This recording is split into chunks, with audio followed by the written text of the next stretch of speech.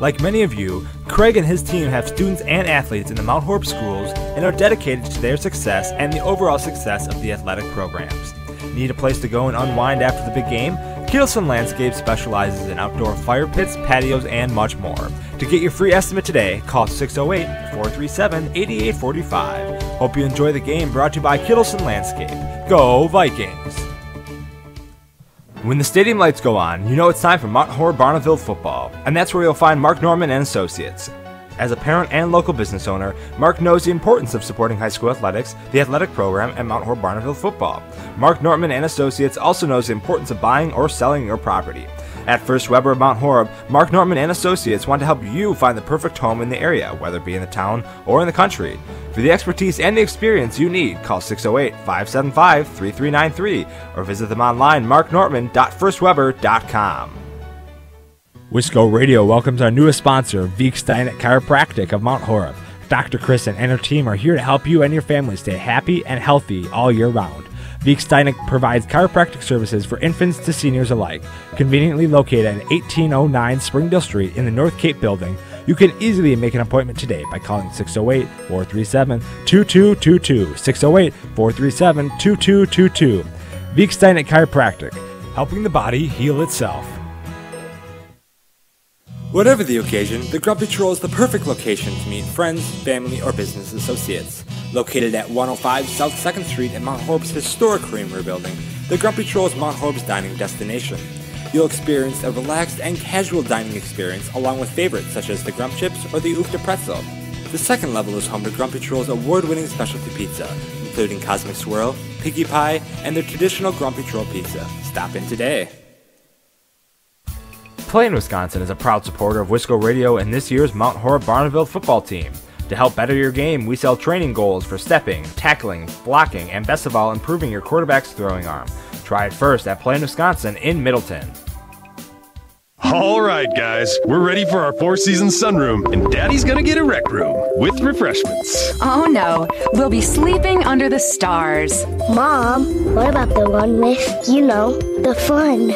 Nice try, little bro. It's a gym. My gym. Hey, Grandma's getting her Four Seasons garden room. Weather tight and still like being outdoors. Maybe a living room. Oh no, wait, a family hub. Yeah!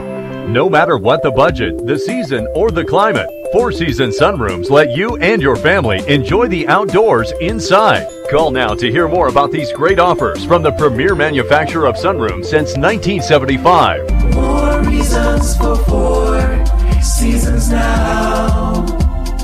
To find out more, call toll-free 800-988-4477. That's 800-988-4477. Call 800-988-4477 today.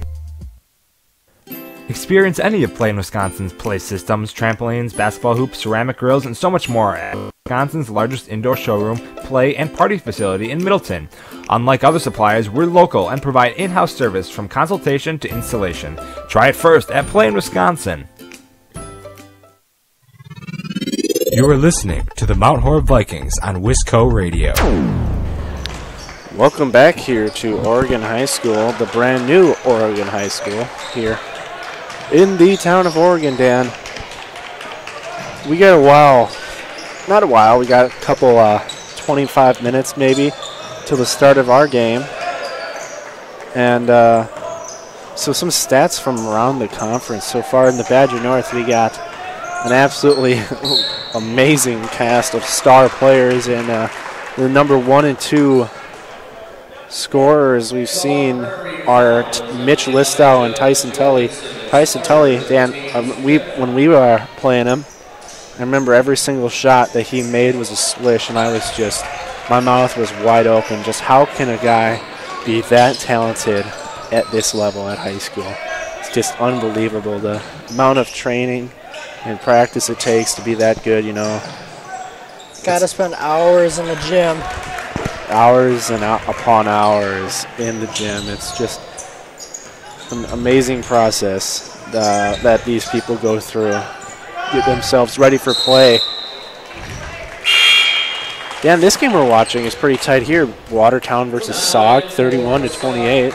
Watertown But some previous games, especially for your Vikings, the last game we covered here on Wisco was a very dominating victory for the Vikings against a very talented Platteville team. Dan, we were in Platteville, and we were saying often whenever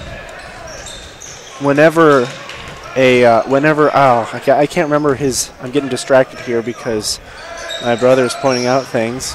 But whenever Platteville would make a run at the Vikings lead, they would answer back, and that's something they're going to need to do today to pull off, I would say, an upset, because it's absolutely an upset. A 2-loss second place team versus how many? A 1-loss, very, very talented team, and like we calculated the height differential. Mount Horeb averages a height of 6 feet, and Monona Grove averages about 6'3", almost 6'4". So that's just telling you the differential in height. They have 2 players who are 6'7", does Monona Grove, and that is Jake Schrothenthaler. Man, Dan, I keep Schrockenthaler. We've been practicing that for a while now. We've been practicing that for a while now, and I'm still butchering it. So it's all good, bro. It's not an easy name. Jake Schrockenthaler, 6'7", dude, averages 19.2 points a game. And also Sam Hepp, the 6'7" junior, actually, who scores 11.7. So this tells you that 4 of their 5 starting lineup players from Monona Grove averages in double figures. It'll be interesting to see what the Vikings do, not only to contain the big men down low, but to see how they stop the leading scorers and see what they do to contain them. Absolutely. They did that against Portage, actually, with Craig Steele, who averaged close to 16, almost 17 points per game. They held them to around that, but they completely eliminated his surrounding cast. So if you can eliminate the surrounding cast of at least one of those players I mentioned that can average in double figures, it goes from this Schrockenthaler. That name's gonna be a problem for both you and me, Will. It's gonna be an absolute problem. So Schrockenthaler averages 19.2, and then it's Caden Nelson with 17.8 points a game. Sam Hepp, like I said, 11.7. Max Nelson with 10.3, and Jimmy Thome with 7.7 points a game. So man, that's a pretty good lineup. But when you look at it, we got 3 players who average in double figures, and 1 and 2 that average in single figures. But it's really the difference between games for some of these players. Some of them score maybe not even a point, and then some go off for 30. You never know any given day. But the Vikings will have a very difficult task today, like you said, Dan, containing those big men down low in the post, because they just have their way with people, and if the Vikings do that today, they could be in trouble. We'll see if Jason Larson can go for 25 again like he did down in Platteville, or maybe out west in Platteville, like we said. Or maybe Ziegler putting in 14, 15, or even Logan Rasmussen putting in just under 10. Actually, I don't want to get one of my keys to the game early, so I'm not going to say this is a key to the game, but every coach's dream is having solid bench play, and that's what the Vikings had against Platteville. They had Ziegler and Rasmussen and Winston and Charlie Fish all had some solid minutes and some solid points. Some of them maybe didn't even score, but sometimes scoring isn't what matters. I can tell you personally, I know Coach Nessheim would take 15 rebounds and 13 assists. I mean, I'm just making that number off the top of my head, Dan, but he'd take rebounds and assists over points if any given day if other teammates were scoring at a higher rate that the Vikings were. So the previous game the Vikings played, they won. But let's go to the other side. Monona Grove, the previous game they played was against Stoughton, the leader in that South Division at 7-0. But so they're at a 9-3. So Dan, when I was making the stats for this game before, I'm like, 9-3. You're telling me that they're the leader in the division? Are you sure they're not the second place? But you look at their conference record, they're 7-0. And that's a pretty stacked South with Monona Grove and Oregon, all those players, man. When you think about it, that's a pretty impressive feat to be 7-0. And having beaten Monona Grove in Monona Grove, I saw it was. So at first I'm like, man, are we really playing the 1 seed of the South right here? But turns out that Stoughton is a very good team. And I got the chance to look at some of the tape from some single players of Stoughton, and man, can they light up a game. 9-3, maybe 3 losses, that doesn't matter. When you play as well as they do in some of the games, it's hard to beat them. And that can be the case for any single team here in the Badger Conference. Just like in Platteville, when the Vikings were clicking on all cylinders, Dan, nothing would have stopped them. Even a small little run of, I think the smallest or the largest run they gave up in Platteville was like 4 or 5 points. And then they just buried them. Like, we got to a 15-point lead, and then I'm like, maybe we're in trouble here, Dan. And then we put it to a 22-point lead. So it's anything can happen, like you said, Dan. Any team can get beaten, whether it's an 0-14 Milton or an 11-1 Monona Grove. Either of those teams can beat each other. And that's just high school sports. It's not like what we see these days in collegiate and professional. There's some teams that are just better than others. Any team can get beaten on any given day. And I watched this one ESPN thing, Dan, that they had a team that was, I couldn't remember, they were like 0-13 going against like a 13-0 team, and their coach was saying to their team, if you don't think we can win, don't bother getting on the plane. And I feel like that's Coach Nessheim saying, they keep hearing the hype of this amazing Monona Grove team, and if you don't think you can win, why bother coming? You know, if you're going to have a bad attitude, don't come, because you don't need that distraction. But everybody on our team, Dan, is positive. They think they can win, and they're going to go out and play their absolute best. And if it turns out that they lose, so be it. That's their 3rd loss this season against an extremely good Monona Grove team. This kind of reminds me, this might be a little far-fetched, but it reminds me of, gosh, what was it, 2, 3, or 4 years ago when the Badgers were playing the 38-0, I believe, Kentucky Wildcats. And Coach Ryan, I believe. It was Ryan at that time. His mentality was probably, if kind of like what you were just saying, if you don't think you can win, don't bother coming. And that just proves that any team can beat any other team on any given night. And the Badgers handed the Kentucky Wildcats their only loss of the season. And an interesting thing, Dan, like I said, this is kind of like a 1-game tournament, but this is kind of like a little preview of the WIAA tournament in a way, because it's not exactly like a win and you advance, or a lose, you're out, because it's not technically a tournament, but there is a lot riding on these games if you win or lose. Like, let's say theoretically that this happens, that the Vikings win tonight and the Warriors lose, then essentially, Dan, they would swap places in standings of the Badger North, or vice versa.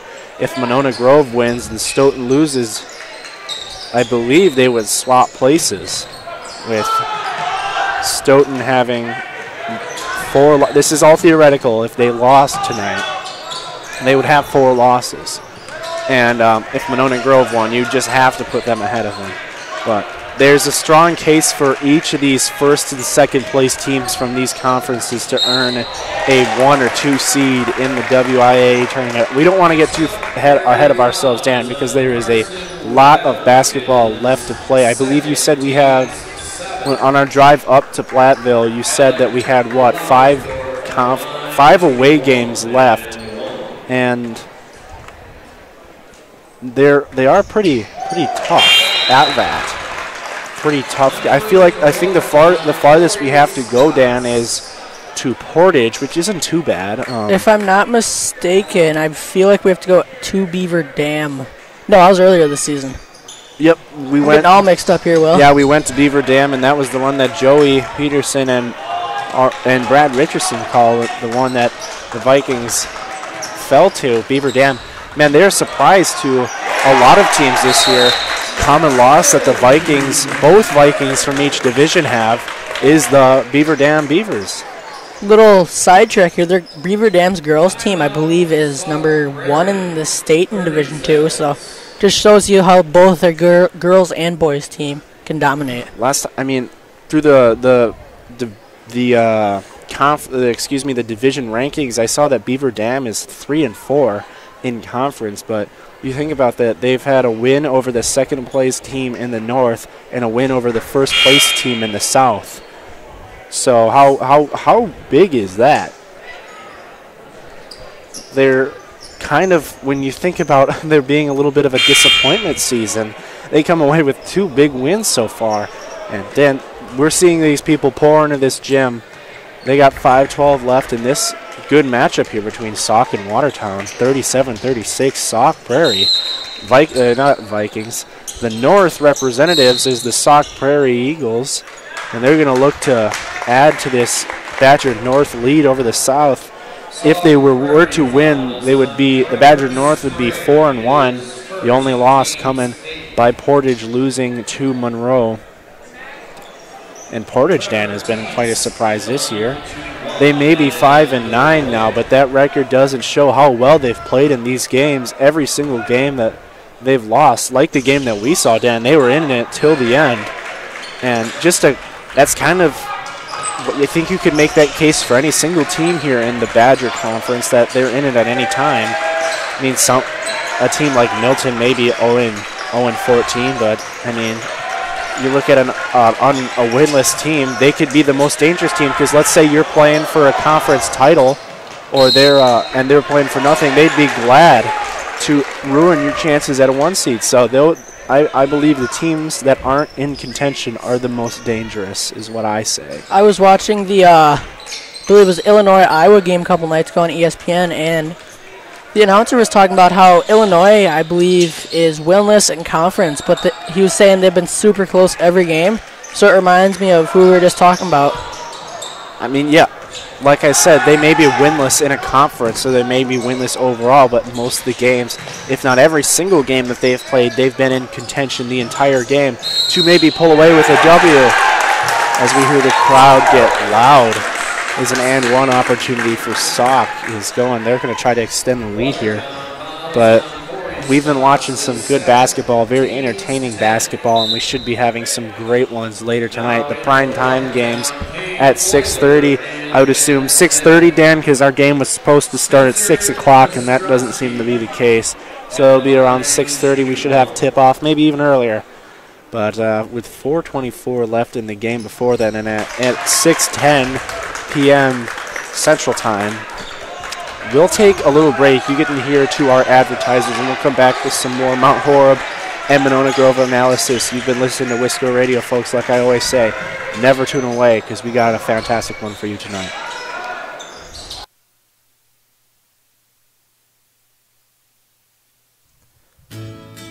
Farmers Savings Bank is proud of their community banking tradition. Farmers Savings Bank is committed to providing a high level of customer service and products to enhance the well-being of the communities they serve.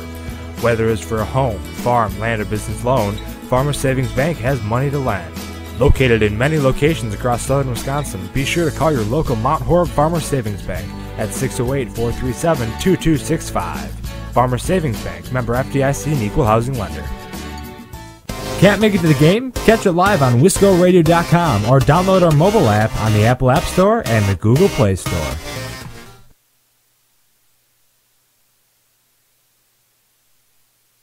The GrandStay Hotel and Suites is a brand new hotel in Mount Horeb. The GrandStay caters to businesses and leisure travelers and is ideal for individuals and families. In a convenient location near Madison, GrandStay is also a great option for guests visiting neighboring Barneveld or Epic Systems in Verona. We offer clean, comfortable rooms, free hot breakfast, an indoor pool, hot tub, and a 24-hour fitness center. To see pictures, visit GrandStayMountHoreb.com or book online or call today 608-437-5200 to make your reservation. You are listening to Wisco Radio. Focused Dog Training provides comprehensive, lasting dog training for families. We offer a suite of high-touch training services that allow us to tailor our approach to your specific needs and produce results regardless of your dog's age, breed, and prior training history. We stand behind our training methods and guarantee that Focused Dog Training will be your trainer for life. Call us at 855-636-2873 or visit Focused.com focuseddogtraining.com to learn more about your free in-home consultation. Focused Dog Training, focused on helping families one dog at a time. Find all previous stats, replays of past games, and weekly podcasts covering all Vikings athletic action by going to wiscoradio.com and clicking under the Archives podcast tab.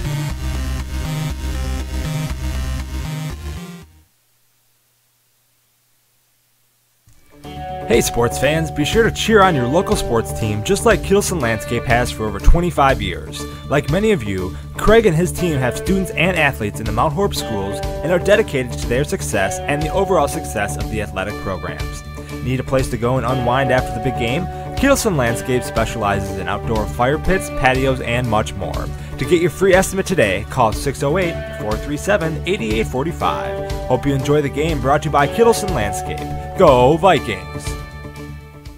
You're listening to Wisco Radio, the leader in Mount Horeb Prep Athletics. Welcome back here, folks, to Wisco Radio. We're going to wrap up. This game will wrap up soon with 2:42 left on the clock. Wow, I was gone for just 30 seconds, and Sauk opened up a 10-point lead. So hopefully they can continue or hold on to this 10-point lead and send the Badger North into 4-1 record in this Badger Challenge here. It kind of reminds me of that Big Ten ACC Challenge, Dan, we see on like college basketball many times.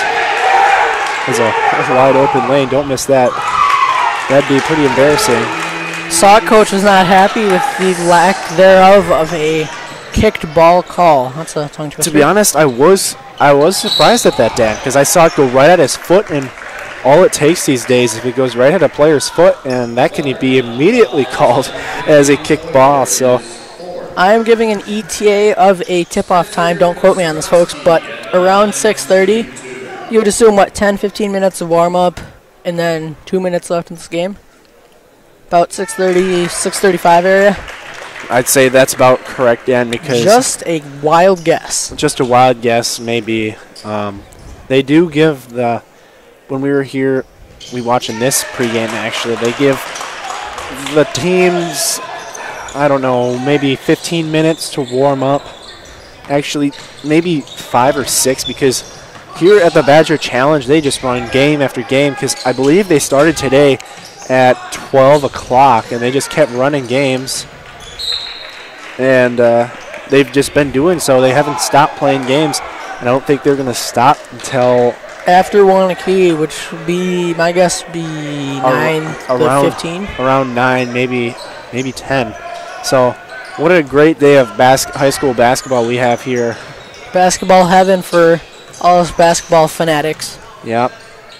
Absolute basketball heaven. And it kind of reminds me, like I said, Dan, of that ACC Big Ten matchup. Oh, and we get the ball stuck.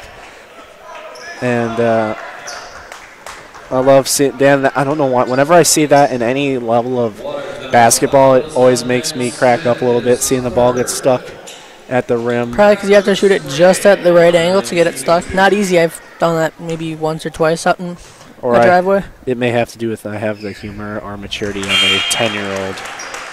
I think that's true for all of us sometimes, Will. No offense to 10-year-olds, because I kind of just insulted you comparing my maturity to a 10-year-old's. But we should have, like I said, some amazing games to finish the night here in Oregon. We have Mount Horeb versus Monona Grove and Wanakee versus Stoughton. And when you think of that in your head, that seems kind of by like 2 semifinals of the state tournament caliber teams. So we'll have a bunch of Titans clashing at each other tonight. As you think Sauk will come away with this victory tonight. I mean, right now they have 11-point lead with under a minute. Can't assume anything, Will. I was watching the Oklahoma State-Oklahoma game today, and I believe Oklahoma State was up 25-6, and they barely squeaked out the win in overtime. So you never know. No lead is safe, I always say. I mean, the Vikings know too much about that, Dan. Opening up at Defo, I was up 10 at half and gave up a 10-0 run. Did the Vikings against the Norskies, so they're going to look to eliminate that tonight. We got 53 seconds left, and I don't see either team for Monona Grove or Mount Horeb in the tunnels ready to come out. And this is a huge gym with some fancy big, what do you call those, jumbotrons, Dan? Yeah, big scoreboard slash jumbotron, because when you look, that's the kind of thing I think I would see in like Camp Randall. It's just, this is a gorgeous gym here, and I don't know what I was saying. This is an amazing gym, and this is probably the best place I've ever called a game, not to knock on the Mount Horeb gym. It's just a little crammed. This is a little bit wide open, and we get more space to goof around, right, Dan? I wouldn't necessarily say goof around, but more room to do our thing. More room to do our thing, indeed. Man, this is I can't get over how nice of a gym, and like I said, Dan, we got a new referendum going through in Mount Horeb, and we're going to have our school a couple additions to it, and that'll make it very nice. So, as 25 seconds left in this game, and it looks like Sauk will improve the Badger North to 4-1 in the Badger Challenge. So, man, the Badger North is dominating right now as Sauk. Man, they're playing contenders for second place, maybe first place in the Badger North as they pull away from Watertown. And Dan, we were watching this entire game because, one, we were here, so why wouldn't we watch? But this was a really back and forth game until late. They pulled away, and to be honest, when I wasn't here to see it, I was pretty surprised at it. Maybe somebody for Sauk gave the scoreboard due to 20, and they upped the score. As we just got word from the, what would you call it, the PA announcer. The PA announcer, but that desk, the area. Scores table? Scores table, yeah. The scores table, that's what I was going to say. We got some word from that the seventh game, which is our game, will be starting soon. And what a matchup will that be? Your Mount Horeb Vikings against the Monona Grove Eagles. I believe this is the, I would kind of say rematch to the game that got us to the state semifinal. Yeah, Dan, I mean. 41, I remember that game vividly. 41-38 we won, so we'll see I don't know if there'll be any players from that. I doubt it. Because what was that, 4 or 5 years ago? No, 3. 3 years ago. So there might be, if there was a senior right now that was a freshman on varsity that year. I know we have Gunnar Nortman. I think that's Gunnar Nortman. I don't think Gunnar was on that team. He was. He was? Or no, I was in 8th grade then. 2014-15, I remember I was in 8th grade. You're a junior? I'm a junior. Yeah, so then our only two players would be, I believe, Travis and Tyler. Yep, that's it. Gunnar would have been 8th grade along with you. They would have to. I'm thinking of Grant, his brother. They would have to have been on varsity, and I think at the time they were on the freshman team. But they were part of the Mount Horeb basketball program at the time. Where's Travis and Tyler Kruba? So they do remember being a game like this. Monona Grove with 8 seniors, so 8 possibilities that could have been on the losing end of the. And compare that to the Vikings, who have 2 total seniors on their team. That could be a little extra incentive, not only for revenge against the Vikings, but to play even better. I mean, some of these players just completely erase that memory because you don't want to get hung up over past games, Dan. Like, you don't want to get too high off of an amazing win or a bad loss because that could affect the way you play each game. As we're nearing, Dan says 10 minutes, and that should be pretty accurate. We got 8 minutes, and that should be pretty close to around tip-off. Or tip, excuse me. We got 7:53 left in our... No sign of the Vikings yet. There they are, never mind. 7:44 left. In our little pregame show, we're going to take a quick break and be back with some starting lineups. You've been listening to Wisco Radio. Don't turn away, folks. When the stadium lights go on, you know it's time for Mount Horeb Barneville football, and that's where you'll find Mark Norman and Associates. As a parent and local business owner, Mark knows the importance of supporting high school athletics, the athletic program, and Mount Horeb Barneville football. Mark Norman and Associates also knows the importance of buying or selling your property. At First Weber of Mount Horeb, Mark Nortman and Associates want to help you find the perfect home in the area, whether it be in the town or in the country. For the expertise and the experience you need, call 608-575-3393 or visit them online, marknortman.firstweber.com. Can't make it to the game? Catch it live on wiscoradio.com or download our mobile app on the Apple App Store and the Google Play Store.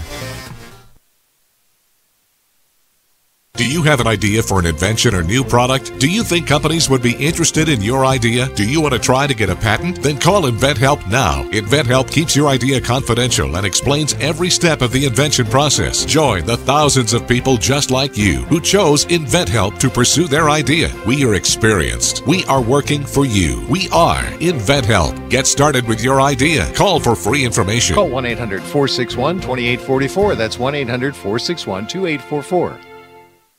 You're listening to Wisco Radio, the leader in Mount Horeb Prep Athletics. Whatever the occasion, the Grumpy Troll is the perfect location to meet friends, family, or business associates. Located at 105 South 2nd Street in Mount Horeb's historic Creamery building, the Grumpy Troll is Mount Horeb's dining destination. You'll experience a relaxed and casual dining experience along with favorites such as the Grump Chips or the Oofta Pretzel.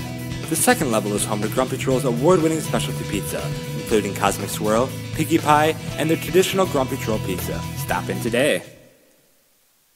This is Wisco Radio. Are you in need of chiropractic services? Dr. Joe Ryan at Mount Horeb Chiropractic will provide the finest chiropractic care to each and every patient. Dr. Ryan uses advanced spinal correction and chiropractic adjustments utilizing state-of-the-art techniques. Dr. Ryan has years of training, expertise, and experience in helping patients get relief from their back pain, neck pain, and other related conditions. Located at 1840 Business Highway 18151 next to Pizza Hut, or call 608-437-0099 to set up an appointment today. You are listening to Vikings basketball right here on Wisco Radio. Build your new home in Mount Horeb's desirable Valley View Heights neighborhood. Attractively priced, single-family home sites for your new custom home are now available on the southwest side of beautiful Mount Horeb, Wisconsin. Call Alex Pfister with Century 21 Pfister Agency at 608-576-7222. That's 608-576-7222. Join the Valley View Heights neighborhood today. Follow us on Twitter and Facebook at Wisco Radio for photos, stats, the tip tracker, and much more. Excuse me, sorry Dan, that's my fault. I shouldn't have brought it in quick. Dan was just discussing, folks, we're going to try to keep score here on Wisco. And welcome back, actually. I forgot to welcome you folks properly back here to Oregon High School and the Badger Challenge. We officially have a change on the scoreboard. We got Monona Grove against your Mount Horeb Vikings. And Dan, we've got a lot to talk about because what an amazing game this will be tonight. But what an even matchup, I would say. Two teams that are playing for a conference championship. Should I call it a conference championship? I don't want to quite say it's a conference championship. But ideally, each team could have, they'll be glad they're in the position that they are right now in second place in each of their respective divisions. And we're watching the Vikings warm up today, and they are not fazed at all with the challenge that they're placed with today. I would assume an overwhelmingly favored, I don't want to say overwhelmingly favored, I would say a favored Monona Grove team against this Vikings team who is not afraid of anybody. Like I said, Dan. And we've got a lot to discuss, including the starting lineups tonight, which, courtesy of Coach Nessheim, we got 6'1" junior Caden Nelson, 6'7", one of the dynamic quad, I would say. We'll have developed a name for the 2-6-7 guards. What? Shall we call them the Twin Towers? The Twin Towers? That's a great name, Dan. Seeing they're both 6'7", and B, they're both super tall. Super tall, and that saves us the name of, that saves us the time of having to pronounce that really long name. I'm going to get it. Schrockenthaler. Schrockenthaler. So So we got number 2, Caden Nelson. Number 5, Sam Hepp, one of the 6'7", one of the Twin Towers, like you said, Dan. Max Nelson, the 6-foot senior. Jimmy Thome, the 6'4" senior, and Jake Schrockenthaler. Man, I almost butchered that. Maybe did still butcher it, but that's a pretty darn good lineup, Dan. I have here recorded that Jake Schrockenthaler averages around 19.2 points every game. So that is going to be a guy that the Vikings are going to need to focus on stopping tonight. We'll see if they kind of took the same approach as they did to Craig Steele. Yep. But now there's not one of them, there's 2. So it's going to be kind of fun to see if we take... Because when you see a player of his magnitude and size, you assume that he's a a post player like Craig Steele was. But he was also a three-point threat we saw Steele did. He knocked down a couple three-pointers. So if the Vikings focus too much on Schrockenthaler, and Hepp, then it might be trouble tonight because they have other players like Caden Nelson and Max Nelson who average 17.8 and 10.3 points a game, and they are lights out from shooting from 3 points. So, like Dan, these teams compare and contrast very well. One thing that Monona Grove has going for them is their size. They are overwhelmingly taller than the Vikings are. The Vikings' tallest player, I would believe, is 6'3". 3 of them. Three of them, including one of our own, Kay Johnson. And then the other 2, I'm going to see if I can do this off the top of my head, which I highly doubt. Bryce Farnsworth and Jason Larson. There you go. 2 6'3" guys who can knock down three-pointers. And Dan, I made a couple of keys to the game. I'm sure you did as well. And that was one of the keys. I would say, one, we always say every single game, transition, buckets, and free throws. Those are 2 given ones that every single coach and every single, whatever you want to call it, level. There we go. I was searching for the word level. Would look for as transition, buckets, and free throws, but also solid bench play and three-point shooting. Three-point shooting is going to be important tonight because if you can't keep up with this Monona Grove team, then they might bury you. Like we saw earlier in the year when the Vikings were playing Beaver Dam. They got down by 11, by 12. They cut into that deficit, but they just couldn't come back. And if they find themselves in that deep of a hole early, Dan, this could be trouble for the Vikings. I would say one more key to the game. Stop the Twin Towers. Yeah, not much else to say. Just keep them contained and try to have them score as few points as possible. And there's only so much that you can do for the Vikings. There's only so much you can do if you are a Viking, because you can't essentially stop a player. Like I was saying, Dan, you can't stop a player, but you can slow him down. And that's what the Vikings are going to need to do tonight. As the PA announcer is getting ready to announce the game, I assume the national anthem will be coming up. But Dan, I don't remember hearing a national anthem earlier as I hit my head on the tarp here. I will get the shout out that Maggie Fish wanted me to do. What's that? Shout out to Charlie's grandpa Larry. Thank you for listening. Shout out, Larry. Thank you for being an amazing fan and listening to hear the Wisco Radio. We really appreciate you, and thank you for tuning in here tonight. As the PA announcer announces your Mount Horeb Vikings starting lineup is our one and only cameraman. Actually, not one and only. Our I don't want to say temporary, our cameraman for the night, my own brother, Grant Harrelson. He is on the camera tonight, and he'll do just a fantastic job. Also, a shout out to our own Carter Kuhn here on Wisco Radio, doing some Forte Studios as Dustin Zenz is introduced also with his fellow starting lineups. We said our starting lineup here is Zenz, Larson, Nortman, Farnsworth, and Classy. So same starting lineup we've had all year, Dan, and that's been a pretty successful lineup, coming away with 9 wins and only 2 losses.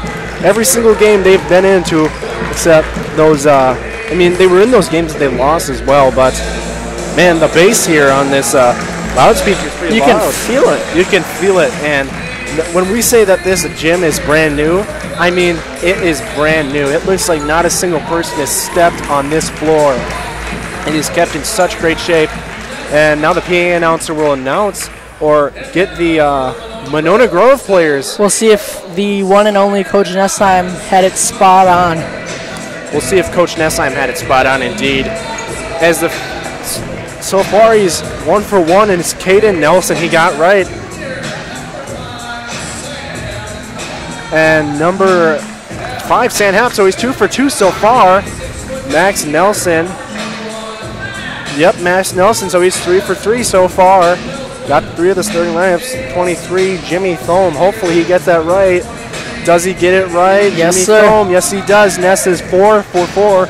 And I think it'll be 5 for 5, because why not put Jake Schrockenthaler? One of the Twin Towers. One of. A lot easier to pronounce. Yeah, but I'm going to stick with his name because that just seems a little bit more professional, Dan. As we're getting ready for this matchup tonight, we got an amazing one for you tonight. Vikings versus the Eagles. We got a great matchup for you. We got the tip in just a quick second. I won't set it to break. I was not too far off on my ETA in between 6:30 and 6:35, and it is 6:33. 6:33 it is. And we're looking at the Jumbotron. And man, this is an impressive gym. We got an amazing one for you tonight. Jason Larson will look to get the game underway with the tip.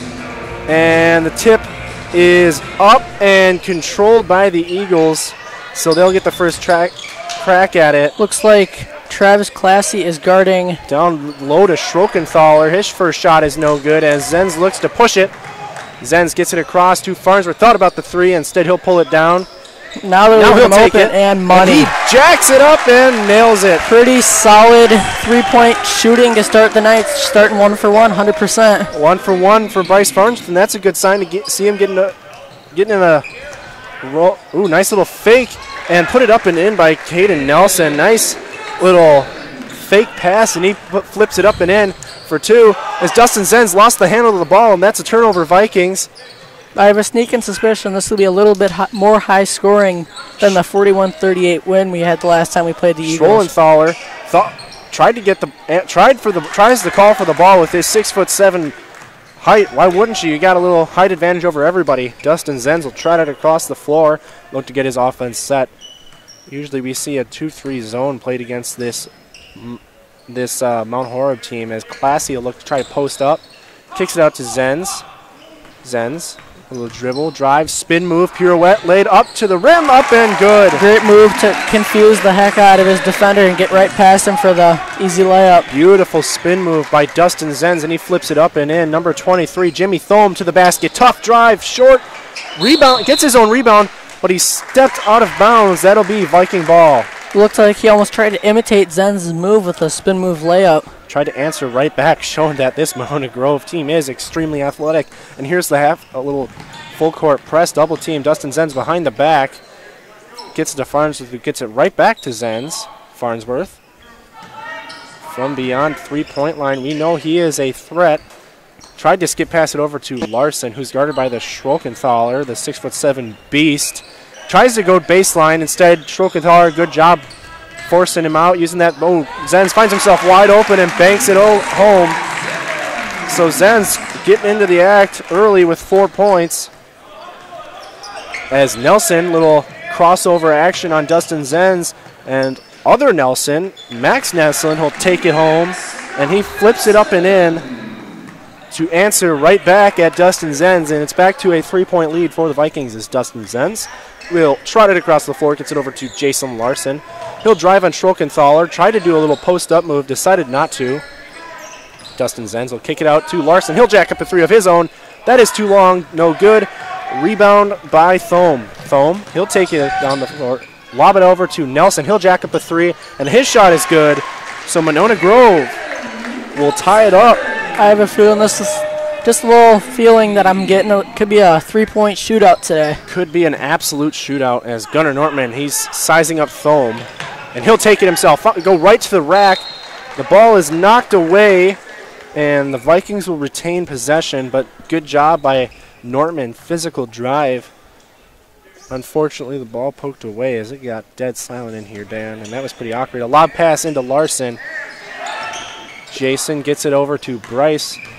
He'll little cut but will not take it to the basket. Dustin Zenz, he'll get the offense set up, so smart play by Zenz just to get the offense set. Gets it over to Larson. Larson gets it to Farnsworth. Thought about the three. Got his defender on his feet. Gets it over to Larson. Thought about the three. Gets it over to Nortman, who turns the ball over.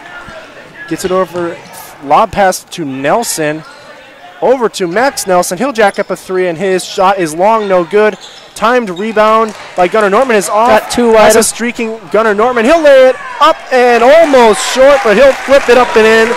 And the Vikings will retake the lead. I had a little heart attack there. I thought he was going to miss the layup. Tried to get a lob pass into Schrockenthaler, who averages 19 points a game, but it was deflected by Larson and in the hands of Dustin Zenz. So the Vikings looking to capitalize over a turnover here as Dustin Zenz will bounce it into. Looks like they're going to try to do a lob play. I know this play very well as Bryce Farnsworth, little step back jack, finds a cutting Larson. The ball's tipped up high in the sky and grabbed by Thome. Looking to go down low to Schrockenthaler. Deflected by Classy and into the hands of Zenz, who'll get it over to Farnsworth. Thought about the three.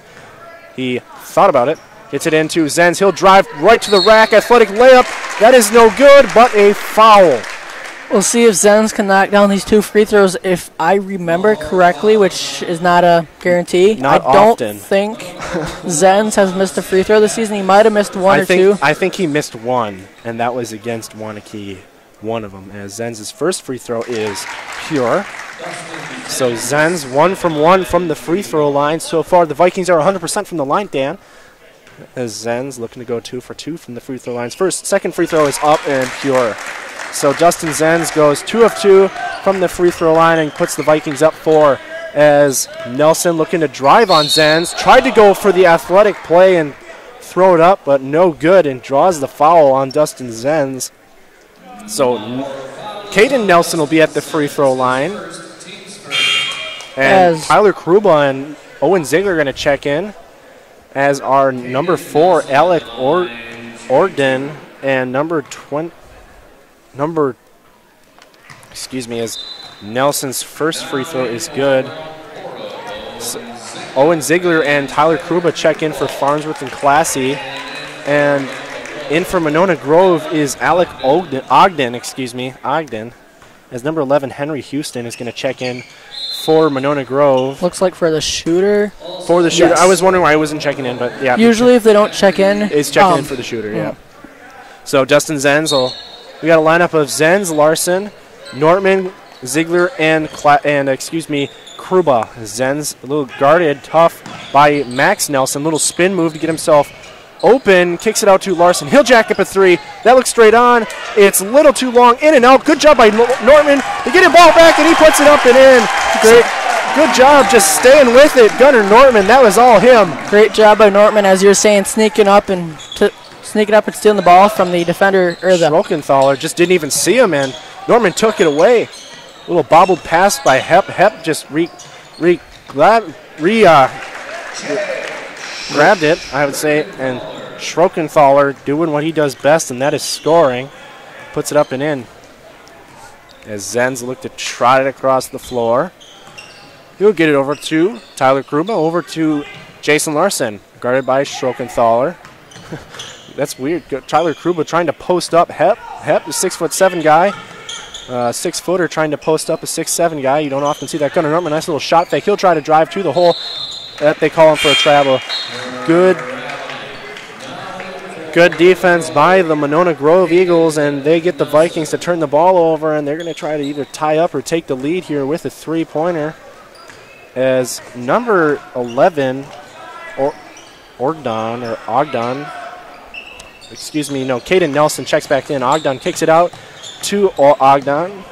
He'll get it over to Nelson, who sets his feet for three. His shot is too long, no good. Great box out by Larson. Good box out by Larson on Schrockenthaler. Good job by Gunnar Nortman to corral the hot pass by Jason Larson. Nice little stutter step by Jason Larson to get himself open, but he gets it over to Kruba, who gets it to Ziegler, who's the three-point threat. He'll drive. A little spin move, kicks it out to Tyler Kruba, who gets it over to Jason Larson. He'll set his feet for three. His shot is short, no good. Rebound by Ogden over to Nelson, who gets the ball picked out of his hands. Looks like Charlie Fish, the sophomore, is going to check in. Gunnar Nortman to the rack, no good, but a foul. So Gunnar Nortman will be heading to the line. Alec Ogden almost did a little LeBron chase down block. Looked like he almost hit his head on the backboard, showing off the vertical he may have. Ogden's got some hops as Farnsworth is going to check in. My guess is Farnsworth is going to check in for either Nortman or Larson. Nortman's first free throw is pure. So Nortman checking in for, Bryce Farnsworth and Charlie Fish check in for.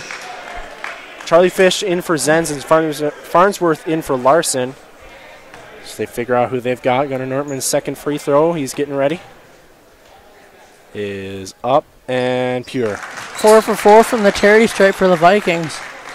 Always a good sign. Indeed. And hopefully Dan didn't just jinx them. I probably did, knowing me. Gets it over to Hep. Skip pass over to Ogden. His three-point shot is up and good. Or excuse me, Henry Houston's three-point shot is good. And great. Sorry, Will. It's a one-point game. What were you going to say, Dan? Great skip pass right into the shooting pocket of the... Charlie Fish guarded by Schrockenthaler, a 6'7" guy on as Bryce Farnsworth is deep three. A long three is good by Bryce Farnsworth. As that sends Owen Ziegler's younger brother Eli into a frenzy, I must say. Our fan of the game in Platteville was Eli Ziegler. As Houston, he'll look to cut on Fish. Hep, step back Jay, his shot is short, no good. Rebound by Kruba, he'll look to push. Gets it over to Nortman. Nortman lost the handle of the ball. Thought he was going to get to Kruba instead. Farnsworth will jack up another three, and it's good! Bryce Farnsworth is clicking on all cylinders. After being held scoreless in Platteville, he is lighting it up right now here in the Badger Challenge. 21-14, Vikings lead by a touchdown, shall I say, and 30-second timeout. We will keep it right here. We'll keep it right here, and Dan, like I said, Farnsworth being held scoreless in Platteville, but he's shooting lights out from three-point range so far, and he's got the Vikings up by 7. If I'm not mistaken, he has 9 of our 21, either 6 or 9. I would say 9. I can't quite remember. I think he's 3 for 3 from the three-point line. 3 for 3 from 3, shall I say? 3 for 3 from 3. So, and also number 24, Anthony Ellis Krell checks in. So, Anthony Ellis Krell, I got that right, Dan, which is a rarity. As Nelson will look to drive, kicks it over to Hep. He'll get it back to Nelson for a three-point shot, and his three-point shot is up and good, so he answers right back at Bryce Farnsworth back-to-back threes, and Charlie Fish will get it across the court. Playing Farnsworth a little tougher now, knowing he's a three-point threat, as Hep is Nortman guarded by Hep. He'll bang his way down low. Offensive foul called on Nortman, maybe lowered his shoulder a little too much. As I predicted, it sure is shaping up to be a three-point shootout tonight in Oregon. Like I say, Dan, every game, the magic number for the Vikings is 50, and I'm going to keep it at that. First team to 50, I believe, will come away with the victory today. Nelson guarded by Fish, little lob pass over to Houston. We'll get it back to Nelson. Not paying attention was Jimmy Thome, and Nelson threw it away. As it just got dead quiet in here again. This is interesting. Man, I don't know what to describe that was. I was looking at the... Thome was not... I don't know if he wasn't... I don't want to say he wasn't paying attention. He just wasn't expecting the ball. So Travis Classy checks in, as does Dustin Zenz. He'll get it into Farnsworth. Little two-man press here. But that's easily evaded by the Vikings, and Zenz will march it across the court and get it over to Farnsworth. Looks like we got a good old... They're going to try to get Farnsworth open because he's been lights out from 3, and why not? Zen's calling for a screen, but Nelson playing him tough. Little spin move by Zenz. Gets it to Fish. He'll drive up to the lane, and that is knocked out of bounds, but they say it's off of an eagle. As the ball just rolled into a little storage room. That was kind of fun to watch. It rolled into the storage room. I didn't quite see that as Jason Larson checks in for Charlie Fish. Looks like the refs were going to get a different ball, but I mean, tracked it down. I think by protocol, that's what you're supposed to do. Oh, no, they just tracked it down, so hey, little props to them. Got a little extra running there as Dustin Zenz will look to inbound the ball as he is directed by the referee on the baseline. Justin Zenz needs to get it in. Just lobs it up to Travis Class. He gets it over to Gunnar Norman. He'll go tough shot up and in. Wow. Great job showing the toughness there by Nortman. So like Dan said, wow, what an athletic play. Nelson thought about the three. Instead, he'll back off. Pass over to Elson Krell. Baseline drive by Max Nelson. His shot is short, no good. Rebound by Gunnar Nortman. I know, Will, you don't like those one-handed rebounds, as Nortman just showed off. I don't like those rebounds, but if you get it, I'm okay with getting that rebound, as Zenz will get it over to Larson. Larson cut off by Max Nelson, and they call Dustin Zenz for a travel. And Dustin Zenz is always a composed player, and he never disagrees with the refs. So Sam Hepp and Jake Schokenthaler check back in for the Eagles. They got their height advantage back. Do the Eagles a little lob pass in, deflected by Classy, showing off that hops and why he's gonna play football in Platteville, and he puts it up and in. He's playing football in Platteville? He's playing football in Platteville. Taught me something new there. Taught you something new. I learned that from one Brad Richardson. As Schokenthaler goes to business down low, and his shot is up and good. And man, Dan, you cannot give him that much space down low in the post because he'll make you pay, just like what he did. Bryce Farnsworth, kick out to Dustin Zenz. Thought about the three instead. He'll get it over to Jason Larson. A little mid-range J is short, no good. Classy timed his jump a little off, and the rebound. Nelson finds himself wide open. His three-point shot is long, no good. Gets it back to Nelson, and his drive is no good. Schokenthaler gets the ball, and he is fouled by Classy. So Schokenthaler will be at the free throw line. The big man, number 33, Jake Schokenthaler. So Travis Classy, his first foul with 8:01 left in the first half, 25-19. The Vikings is Schokenthaler at the free throw line. His first free throw is up and short, no good. It looked like Farnsworth was kind of cherry picking there, shall I say. Cherry picking. All right, you can say that. Looking to run down the court for an easy transition bucket, and there you go. Specify as Schokenthaler misses 2 of 2.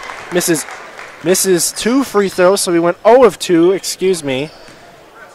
As Zenz will trot it across the mid-half court stripe, excuse me. Down low, pass to Classy. He is pickpocketed by Nelson, who gets it over to Hepp. He'll skip pass over to Nelson, who do a little baseline drive.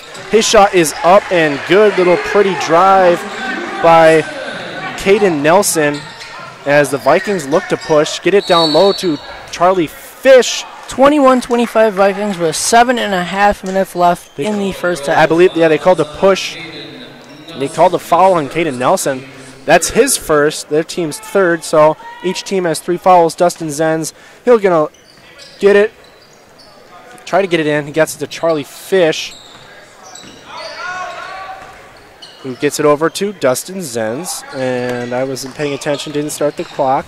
Gets it over to Charlie Fish, looking to slash. Bryce Farnsworth got himself wide open. Middle mid-range J is long, no good. Rebound. Baseball pass. Nice job by Farnsworth to intercept it. Looked like a cornerback there almost, shall I say. One-handed catch. Gets the post down low to Farnsworth, but they call shot no good. He stepped out of bounds. Going right at Schokenthaler, and Schokenthaler kind of pulled the chair on him, and he went right out of bounds. And, man, I like Bryce Farnsworth intensity going at the big guy early. And if you get Schokenthaler in foul trouble, Dan, go right at him because you want him to get in foul trouble. As the Eagles are down by 4, so they can cut into this Vikings lead here. As Nelson trying to get it down low to Schokenthaler. Lob pass up to Hepp. I thought he was going to jam it down. Not the greatest of awareness for the Vikings, allowing a back cut into an easy bucket. But I'm right with you. I thought he was going to slam it down too. Hepp, he's 6'7", so it looks like he could slam it home. Classy skip pass over to Zenz. His three-point shot is up short, no good, and a wild rebound is grabbed by Classy again. Larson will go right at the big man. His drive is no good. Farnsworth will go strong, up and in! As you were saying in the pregame show, transition buckets are a must to fall for the Vikings.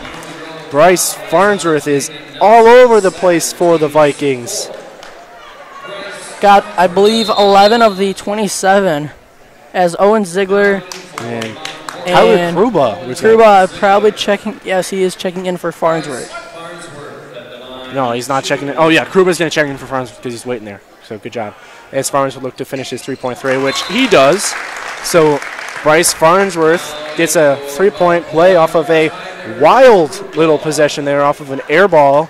Goes into the hands of Classy, back to Farnsworth, who goes right at the big man. So, Dan, like I said, that could be problematic with if Schrockenthaler has two penalties, as Max Nelson gets it over to Sam Hepp, who gets it over to Nelson. Oh, gave him a little too much space. He'll go to work down low in the post as Schrockenthaler. His shot is short, no good, denied by Jason Larson, and into the hands of Dustin Zenz as Zenz gets it over to Larson, guarded by Schrockenthaler. Larson gets it over, gets it down low to Larson, kick out to Kruba, over to Zenz. Zenz thought about lobbing it into Kruba, but guarded by Hepp, the 6'7" player, excuse me. Larson gets it over to Classy. Classy trying to post up are the Vikings. They just don't have the size advantage.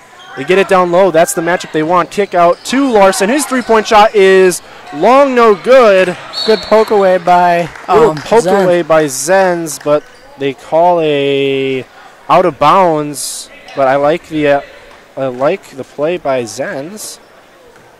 Schrockenthaler, I believe. Schrockenthaler, that's the gave Larson a little too much space. Even though Larson missed it, it's still not a good idea for any defender to give almost anybody on this team that much space. Anybody on this team can knock down trays, as they say, as Hepp into Nelson. Schrockenthaler finds himself wide open, and he just goes to work down low in the post. To make the score 28-25 at 449, excuse me.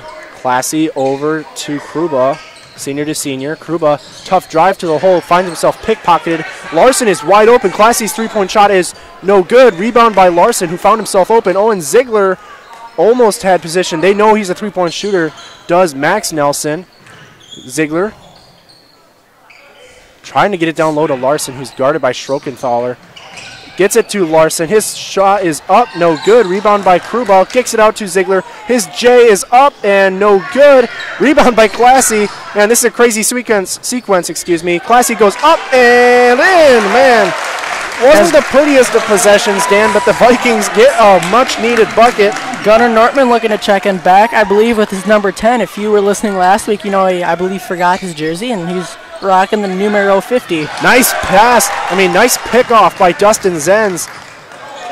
Nice little crossover move to get himself open. He's got the height, he got the advantage over Schrockenthaler. A point guard over Schrockenthaler is any good. Nice little back cut by Kruba. His shot is no good. Just maybe anticipating getting hit was Kruba, but nice tough drive to the hole. As two new Eagles look to check in. As Houston, I believe, Henry Houston, Jimmy Thome checks in, as does Houston, Henry Houston, as Nelson will get it over to Houston, who's a three-point threat to Thome. Over to Nelson, thought about a three, but good job by closing out. Gets it to Thome, he'll jack up a three. His shot is straight away, as to make this a 30-28 game now. So the press is on. Nice little spin move by Zenz to get himself open. Had an open lane, gets it over to Larson. He'll drive to the hole. His shot is short, no good, and called out of. He got his rebound, but Bryce Farnsworth checking in for Tyler Kruba, I believe. 23 is Kruba, right? 23 is Kruba. 1 for 1 for me. 1 for 1 is Dan Linz. 1 for 1 by Dan Linz. As a rare occasion. Nelson gets it to Thome. Schrockenthaler no longer in the game. Nelson gets it over to Max Nelson. He'll jack up a three. That's straight away, and Monona Grove takes their first lead of the game. Not quite sure how that one dropped, but it did. So looked kind of like a really ugly three-point shot, but nevertheless, Nelson knocks it home. Little spin move by Dustin Zenz. Foul on the floor, so Zenz won't be at the free throw line. They'll be running an inbound play.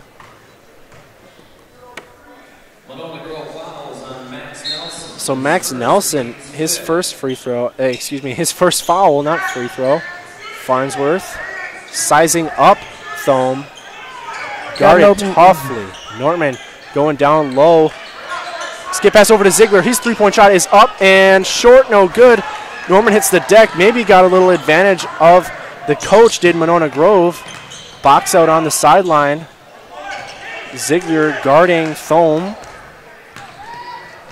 Kick out to Nelson, puts the brakes on, drives on Larson, and they call it off of the Vikings. So it'll be Monona Grove ball.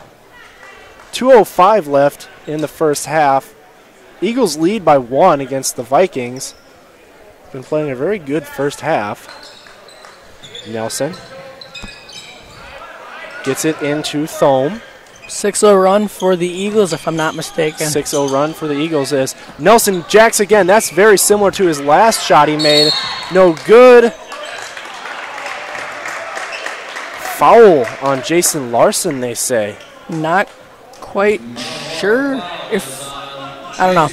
Jason Larson. He hit the deck, so you wouldn't think I know. the foul I was would be on him. going to say he hit the deck, so I'm not sure how the foul could have been on him. As Travis Classy, the newly checked in senior, checks in for the... As the refs get a good advantage point than us, Dan. But, ooh, nice job by Zenz to pick the ball off. But he goes out of bounds off of Zenz, so 1 point lead. 1:52 in the first half. As Nelson over to Thome. Thome. He'll get it against, he's got it against Nortman. Tough guard. Nelson's guarded. Double team comes as Max Nelson kicks it out to Houston. His three-point shot is straight away. So Monona Grove will extend the lead to 4. 34-30 with just under a minute and a half left. Zenz's tough drive kicks it out to Ziegler. His three-point shot is short, no good. Rebounded by Zenz. Gets it into Nortman. His layup is no good. Over to Nelson. He kicks it out to Houston. Houston's going to drive. He gets it poked away. Ziegler going to get it out to Zenz. He's going to get it to Nortman. His tough drive is to the hole and good. So the lead is now 2 for the Eagles as Nelson looked to drive on Zenz, and they call a reach-in foul on as Zenz. Eli Ziegler is perplexed. Just as am I. Mount Horeb foul is on Dustin Zenz, his second, team 7. Now wait for So Jason Larson will check back in, and so will Schrockenthaler. I believe that is Zenz's second foul, looking over at the scoreboard to my right. That's a big one. Zenz got his second foul, as Nelson's free throw is straight away. Hayden Nelson's shot doesn't look the prettiest, but gets the job done. And he goes 2 for 2 from the free throw line. And the Vikings now find themselves down by 4. Joey Scalisi checks in, as Owen Ziegler will trot it across the court. And, man, they need to really get the Monona Grove head coach off of the floor. He's getting pretty excited over there as Bryce Farnsworth. He'll jack up a 3. His is short, no good. Tapped around, but they call a foul on Travis Classy. And I'm stomping my foot because it looked like Classy got all ball. That would be, I believe, Farnsworth's first miss from downtown. I believe he's 3 of 4 as Charlie Fish looks to check in for Travis Classy. So Sam Hepp at the free throw line shooting a 1-and-1. Farnsworth did a tough job of trying to get Schrockenthaler as Nortman's one-handed rebound pays the price that time as Schrockenthaler. Coach Nessheim just looks on and confused. Gunnar Nortman's pass is intercepted. Max Nelson's drive to the hole is up and no good. The ball is going to the Vikings, and they are now down by 6. And Ziegler helps up Schrockenthaler, the big 6'7" guy. Ziegler had a little trouble getting him up, but good sportsmanship there. 5'11", helping up a 6'7" center. Don't see that every day in sports. Don't see that every day, but great sportsmanship by Ziegler and Schrockenthaler. Need to get it across the court. Gets it over to got a wide open Farnsworth, who's been lights out and gets denied. Larson got denied by Thome, but he'll be at the free throw line shooting 2, and these are big free throws. You want to cut this lead down to 4 at half. It's not a big lead, but it is a lead, so it's a big little possession here. Larson, his first free throw is up and good. So Jason Larson's trying to go 2 for 2 from the free throw line. As Owen Ziegler checks out for Kruba, I believe. Jason Larson's second free throw is pure. So they cut the lead down to 4. Important that you don't give up a point here, as they'll look to just do a desperation heave. Oh, they gave a lane too good, and they're lucky that they didn't, that the Vikings, good look at that, did Thome, but it rattles out, so the Vikings catch a break, and they find themselves in a 4-point deficit. 38-34. We'll take a quick break and come back with some halftime analysis. You've been listening to Wisco Radio. Don't tune away, folks. We got a fantastic game for you tonight.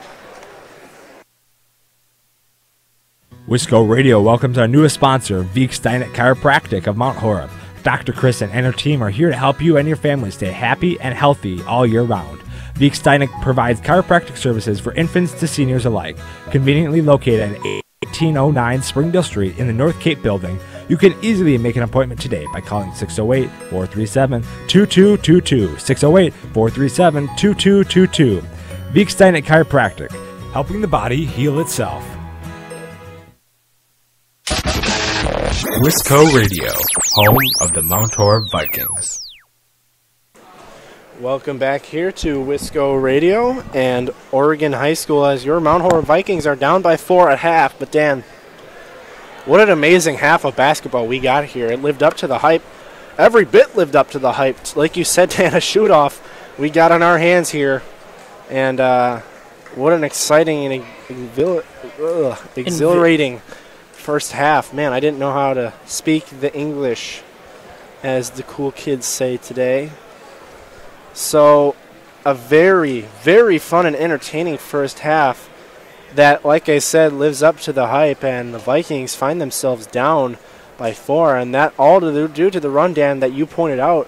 A 6-0 run did the Monona Grove Eagles make at one point that the Vikings just couldn't buy a bucket. But good news for the Vikings is Bryce Farnsworth is starting off hot from beyond the three-point line, only missing 1.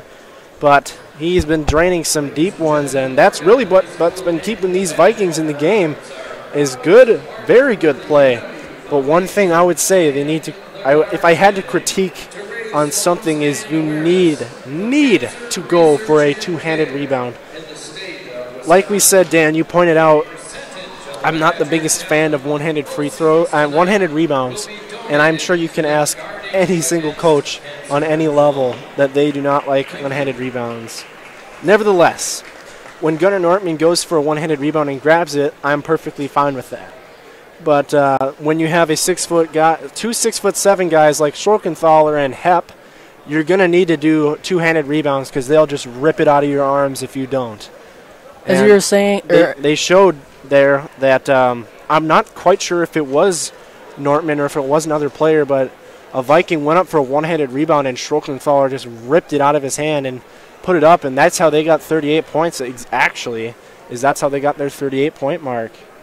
As we were saying during the little break in between the last time you guys heard us now, is that Vikings just could not stop Schrockenthaler. And the second 6'7" guy, Hep, he hasn't been too much of a threat, but Vikings really need to find a way to stop Schrockenthaler in the second half if they want to pull out a dub. They're going to need to guard Henry Houston a little better now. He's been a three-point threat, and paying so much attention to Schrockenthaler and Hep that they gave Houston a wide-open look at 3 points, and he's been nailing them. So an amazing job by the Vikings defensively taking away Schrockenthaler in the beginning. But it's just the same case for anybody. You just can't take away a player. You can slow him down. And they've been doing that, and except Schrockenthaler has just been an absolute beast, and he's shown why he's averaging 19.2 points a game. Just been an absolute beast down low in the post. I should have been keeping stats. Can just slip my mind, but I have a feeling Schrockenthaler's got at least 10. I would say, yeah, at least 10, Dan. That it's not the biggest deal that you forgot to do something. I'm not perfect. I forget to do things all the time. I honestly forgot what I had for breakfast this morning, if I even had breakfast this morning. So I forgive you. 4 minutes flat in this little halftime show. We're going to take a break and hopefully come back with the start of the second half. You've been listening to Wisco Radio. Do not tune away, folks. This is going to be a fan.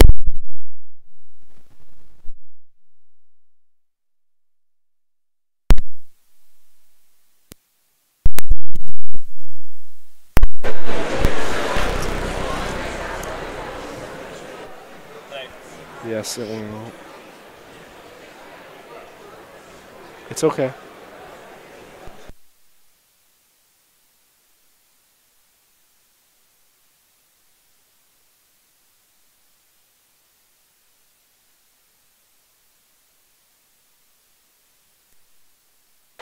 Sorry, folks. We got a little technical difficulties here. No problem, though. Easy fix. As always, 3 minutes flat we got here on our little halftime show.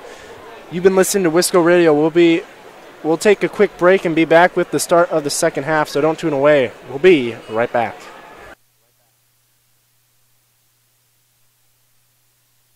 PlayN Wisconsin is a proud supporter of Wisco Radio and this year's Mount Horeb Barneville football team. To help better your game, we sell training goals for stepping, tackling, blocking, and best of all, improving your quarterback's throwing arm. Try it first at PlayN Wisconsin in Middleton. Dr. Steven Samuelson and Lauren Ta are your local eye care professionals. Any time of year is a great time to schedule your optical exam and your eye care needs. Clear vision starts with healthy eyes, so contact Samuelson Eye Care, 437-3377 to schedule your eye exam today. 437-3377. You'll be glad you did. Experience any of PlayN Wisconsin's play systems, trampolines, basketball hoops, ceramic grills, and so much more at Wisconsin's largest indoor showroom, play, and party facility in Middleton. Unlike other suppliers, we're local and provide in-house service from consultation to installation. Try it first at PlayN Wisconsin. You're listening to Wisco Radio, the leader in Mount Horeb Prep Athletics. Focused Dog Training provides comprehensive, lasting dog training for families. We offer a suite of high-touch training services that allow us to tailor our approach to your specific needs and produce results regardless of your dog's age, breed, and prior training history. We stand behind our training methods and guarantee that Focused Dog Training will be your trainer for life. Call us at 855-636-2873 or visit FocusedDogTraining.com to learn more about your free in-home consultation. Focused Dog Training, focused on helping families one dog at a time. Find all previous stats, replays of past games, and weekly podcasts covering all Vikings athletic action by going to wiscoradio.com and clicking under the Archives podcast tab.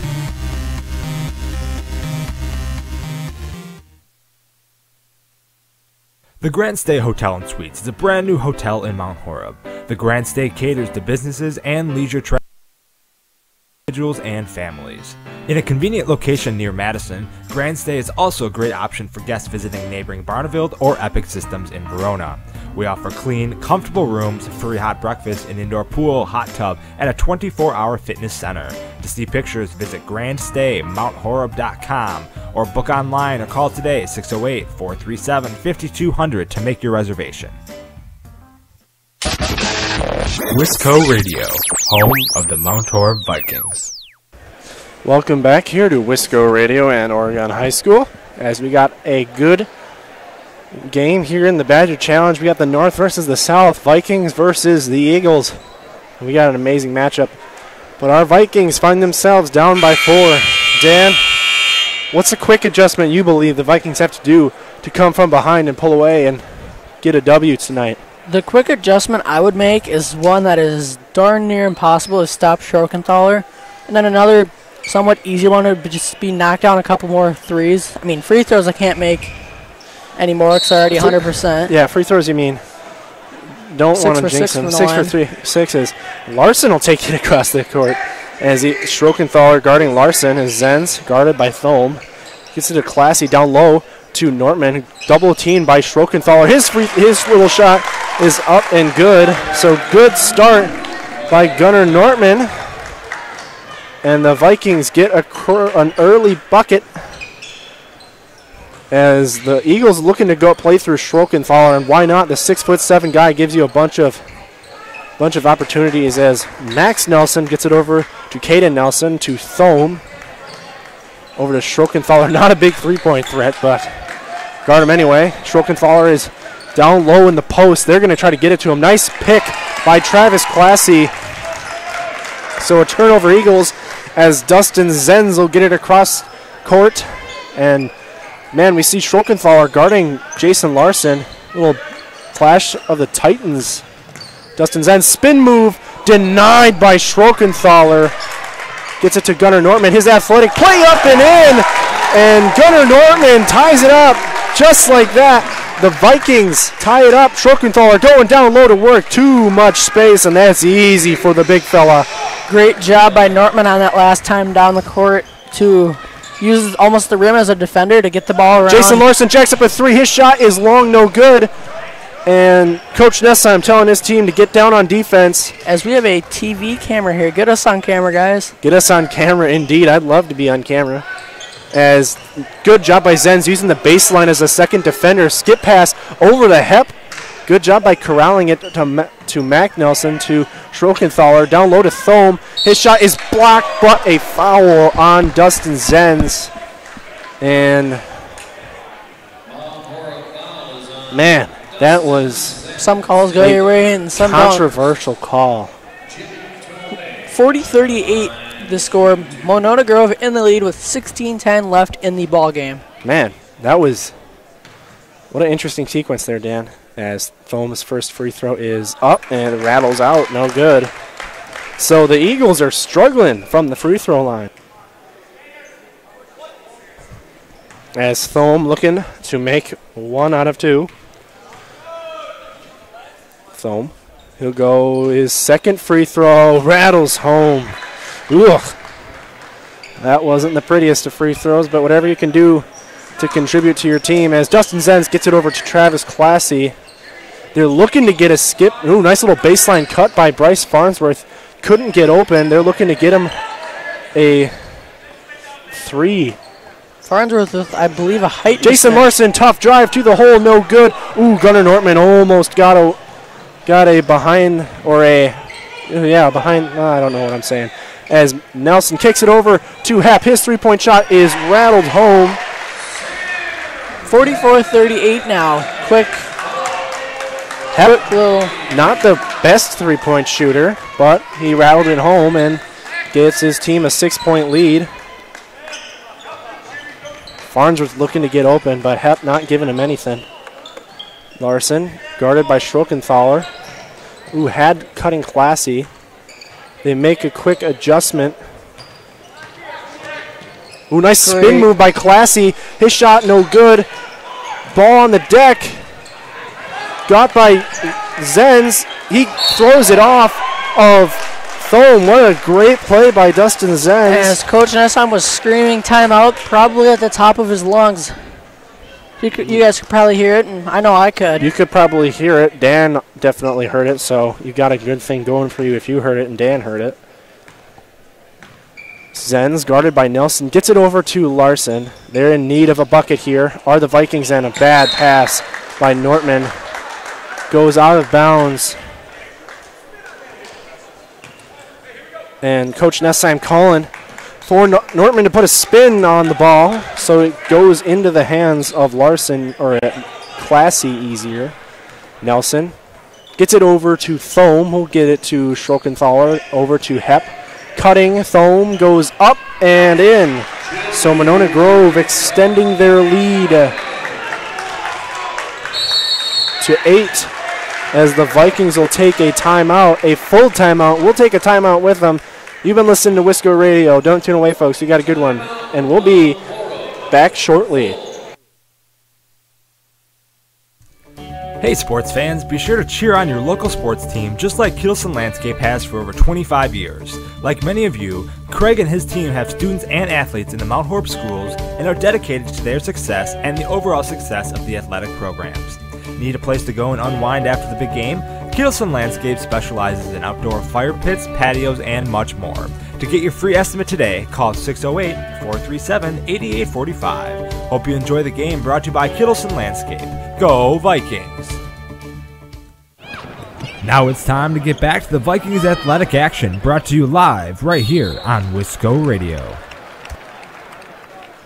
Welcome back here to Wisco Radio as the horn buzzes for the Vikings and the Eagles take court again. And Vikings in dire need of a bucket. I believe the Eagles are on an 8-0 run, which the Vikings cannot allow to extend, as Schrockenthaler and Hepp have been having their way with the Vikings down low in the post. Also, the dynamic duo of Nelson and Nelson have been very effective today, as Zenz will look to get his team a bucket in much dire need of one. Nortman's little spin move shot is short, no good. Tipped out of bounds. Ooh, close to be out of bounds, but picked up by Hepp. Over to Thome. Trying to get it down low to Schrockenthaler. Gets it over to Nelson. He'll drive, kick it out to Thome. His three-point shot is long, no good. Rebound by Dustin Zenz. He gets his pocket picked by Nelson. Schrockenthaler trying to go, and they call a charge. Good job by Classy staying home. I have a sneaking suspicion that might be a turning point in this game if the Vikings can get a bucket here. If the Vikings can get a much-needed bucket, that could be huge. As Zenz gets it into Farnsworth, gets it right back to Zenz. Vikings need a bucket here. In dire need of one. Jason Larson gets it to Bryce Farnsworth, guarded by Hepp. Farnsworth, little tough drive. Gets cut off by Hepp. Switch off. Jason Larson gets it over to Gunnar Nortman. Little baseline drive by him. Goes footwork. Little footwork. Doesn't do enough. Finds his hands into Thome. Nelson cutting. Gets denied by Classy. But call a foul, so. And our fan of the game down in Platteville, Eli Ziegler, was in disbelief once again. Max Nelson at the free throw line. His first free throw is short, no good. So a little break for the Vikings. The Vikings cannot find a bucket after a 4-0 run to start the second half. They've been held scoreless, and this is a time that the Vikings are going to need to take advantage of. Schrockenthaler is out. And Ziegler and Kerbaugh, I believe, checked in for. So Nelson goes 1 of 2 from the free throw line. Extending that lead to 9 for the Eagles as Farnsworth put it on the deck. Gets it over to Larson. He'll drive to the hole. Gets it down low to Nortman. He'll drive, kick it out to Farnsworth. Good job by Farnsworth. They grab it. Larson, little step in, move, and oh, good, but he'll be at the free throw line. That shot looked like it was going to drop from our viewpoint.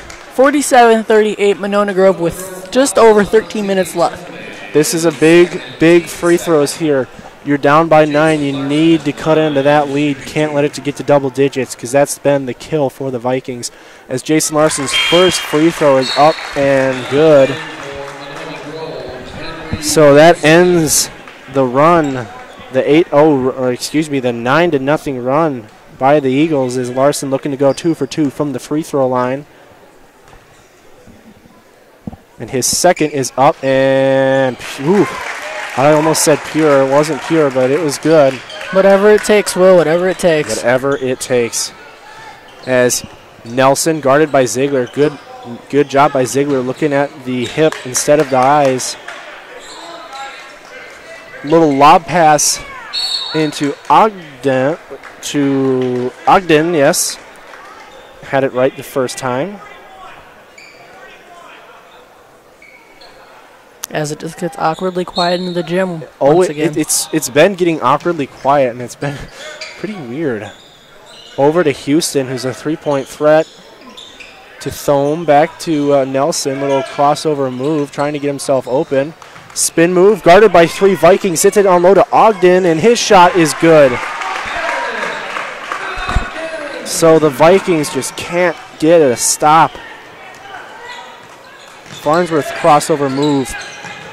And his pass is intercepted. And Hep, who tried to fight for it, went out of bounds. And it'll be Viking ball with 12:18 left. The Vikings down by 9.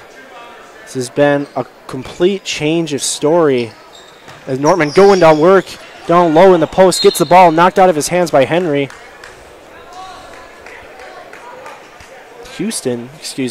Henry Houston, I said his first name. So Ziegler will look to inbound the pass. Ziegler gets it to Farnsworth. Guarded. Farnsworth backs his way down low. Larson gets it to Farnsworth. Thought about the 3. Almost lost his footing. Now he does, and they call a reach-in foul. So good sportsmanship by number 4, Alec Ogden. I was going to say those exact words. Well, great minds really do think alike sometimes. Or like some mind thinks like a great mind. Just kidding, Dan. Great minds do think alike. Wanakee Purple invading the gym. As Ziegler guarded by Nelson. Kruba not thinking about that 3. Larson needs to get out of the lane, or else they'll call a 3-second. Gunnar Nortman kicks it out to Larson. Vikings need a bucket. Larson pounding his way, gets it over to Ziegler. His little mid-range J is good. Oh, that was a much-needed bucket. Cut the lead down to 7, 49-42 with 11 and a half Now left. It all starts here on defensive stop. Houston, skip pass over to Hep. Hep gets it down low to Ogden. He kicks it out to Houston over to Nelson. Nelson dribbling on Ziegler. He'll drive to the hole. His shot is no good. Foul on the floor, so no shooting, no free throws. Charlie Fish looking to check in for. But Schokenthaler is going to check back in for Thome. So they got their 6'7" guys in there. As Charlie Fish checks in for Bryce Farnsworth. And that's the matchup you want if you're an Eagle fan. You got Kruba on Schokenthaler. Nelson going to take it himself. Athletic lay-in is good. And the 9-point lead is back on, and the Vikings desperate to cut into that one. Jason Larson over to Fish, to Nortman. Nortman gonna drive it, float it up, no good, blocked by Ogden. Nelson's gonna take it. He'll kick it out to Hep. His three-point shot is almost good. It rattled out. I don't have the first idea on how that didn't go in well, but I thought it was down, and I was getting really down on myself as Larson, tough drive to the hole, finds himself wide open as he lays it up, and good. Much-needed bucket. Great for little the Vikings, little teardropper. Half floater, half hook shot, shall we say? They need to change that matchup.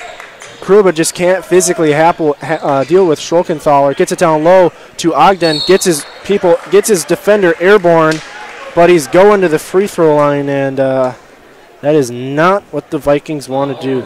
They're giving up 3 points without any time ticking off. So Ogden, he'll be at the free throw. Leading by 7. Looking to try to extend it back to a 9-point lead as Ogden's first free throw looked pure, and it is money. So an 8. As you were saying, Will, Wanakee really starting to invade this gym, and looks like it'll be a predominantly Wanakee crowd for this next game. But also don't forget the Stoughton Vikings are also purple. Oh, never thought about that. So a 3-point shooter in Rasmussen checks in. They need a spark, and Coach Nessheim's going to his bench.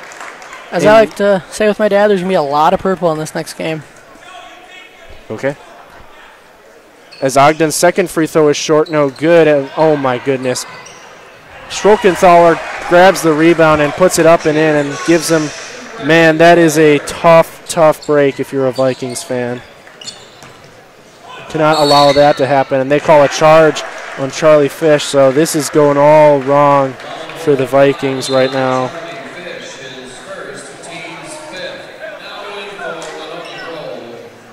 Maybe the Vikings could come back with a little 10-0 run.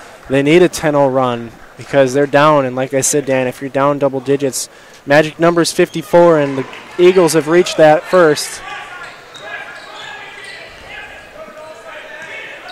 Ellis Klein has entered the game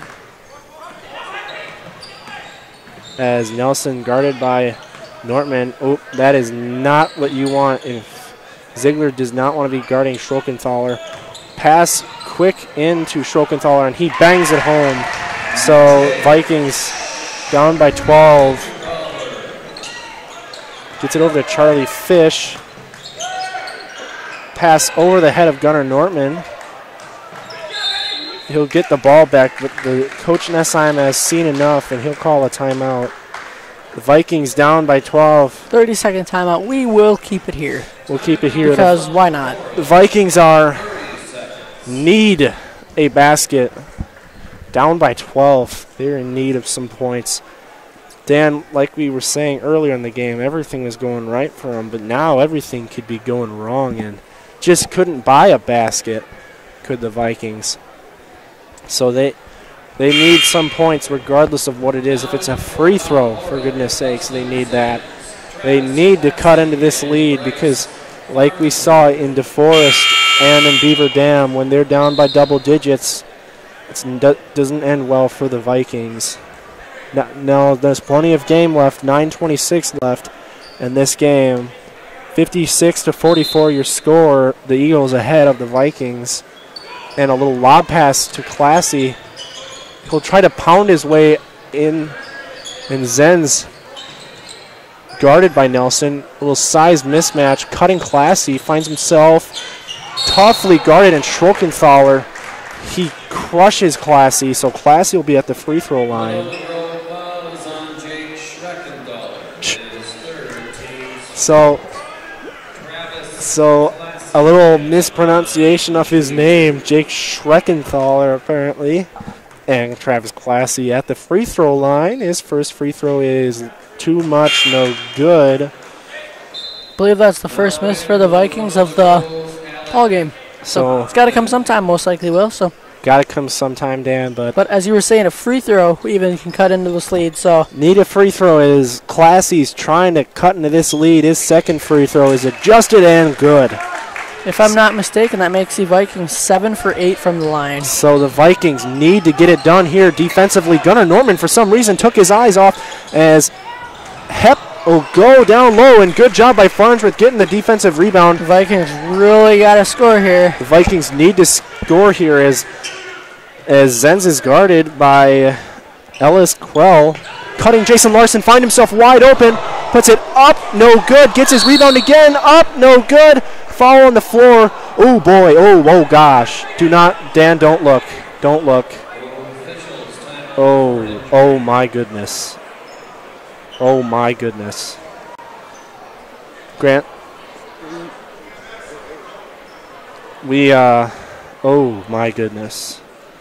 As number 3, Joey Scalisi, hit the deck, and he hit it hard, and from the look of it, that was a a really, really bad injury. Something you never want to see in sports is any injury, let alone one that could be this bad. As an announcer of the opposing team, I feel bad for this kid. He's been playing an amazing game, and I saw exactly what happened. And I don't. If it's how you're making it sound, I don't think I would have wanted to. I'm not going to say it on live camera because it was that bad. So my heart goes out to that kid, and man, did that look ugly. But Vikings got what they needed. If we can go back to basketball, or I mean, we're still on the basketball topic, but Vikings got the much-needed defensive stop. Needed to come away with points. I believe they'll be at the free throw line, but poor little Joey Scalisi got whacked, and I fear may need some medical attention because that did not look like it felt good. And I'm not saying that in a joking way, folks. My heart goes out to him. Everybody's heart here on Wisco goes out to him. Good job. Good job by all of us here handling it professionally. Wow. And I don't want to say this in a very condescendingly way, but I don't want to. Obviously, you don't want a player to get injured, but this is, like, in a way, kind of a free timeout, from the action. Obviously, I'm not saying that in a way where I'm glad he got hurt, because there's no way I'm happy he got hurt. I feel awful that he did. I wish he could play more because it's fun watching him play. But the Vikings are talking it over with Coach Ness. They get a defensive stop. They need some bucket here. And we're going to take a break here. 45 to 56 Monona Grove as the doctors the coaches attend to the injured Monona Grove Eagle. We'll be right back after a quick break and word from our sponsors. Do you have an idea for an invention or new product? Do you think companies would be interested in your idea? Do you want to try to get a patent? Then call InventHelp now. InventHelp keeps your idea confidential and explains every step of the invention process. Join the thousands of people just like you who chose InventHelp to pursue their idea. We are experienced. We are working for you. We are InventHelp. Get started with your idea. Call for free information. Call 1-800-461-2844. That's 1-800-461-2844. You are listening to the Mount Horeb Vikings on Wisco Radio. When the stadium lights go on, you know it's time for Mount Horeb Barneville football, and that's where you'll find Mark Norman and Associates. As a parent and local business owner, Mark knows the importance of supporting high school athletics, the athletic program, and Mount Horeb Barneville football. Mark Norman and Associates also knows the importance of buying or selling your property. At First Weber of Mount Horeb, Mark Norman and Associates want to help you find the perfect home in the area, whether it be in the town or in the country. For the expertise and the experience you need, call 608-575-3393 or visit them online, marknorman.firstweber.com. You are listening to an exclusive interview brought to you only by Wisco Radio.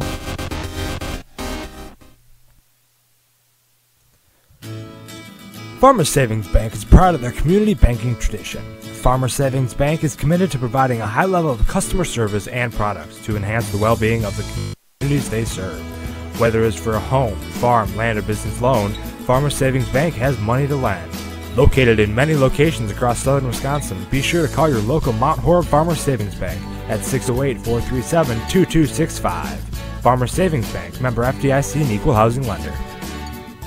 You're listening to Wisco Radio, the leader in Mount Horeb Prep Athletics. Whatever the occasion, the Grumpy Troll is the perfect location to meet friends, family, or business associates. Located at 105 South 2nd Street in Mount Horeb's historic Creamery building, the Grumpy Troll is Mount Horeb's dining destination. You'll experience a relaxed and casual dining experience along with favorites such as the Grump Chips or the Oofta Pretzel. The second level is home to Grumpy Troll's award-winning specialty pizza, including Cosmic Swirl, Piggy Pie, and their traditional Grumpy Troll pizza. Stop in today. This is Wisco Radio.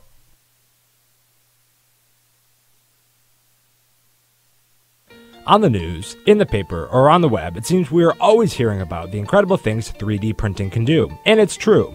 Every day, amazing things are 3D printed at Midwest Prototyping.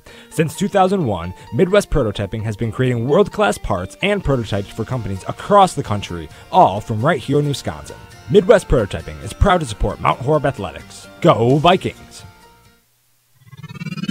You are listening to the Mount Horeb Vikings on Wisco Radio. The GrandStay Hotel and Suites is a brand new hotel in Mount Horeb. The GrandStay caters to businesses and leisure travelers and is ideal for individuals and families. In a convenient location near Madison, GrandStay is also a great option for guests visiting neighboring Barneveld or Epic Systems in Verona. We offer clean, comfortable rooms, free hot breakfast, an indoor pool, hot tub, and a 24-hour fitness center.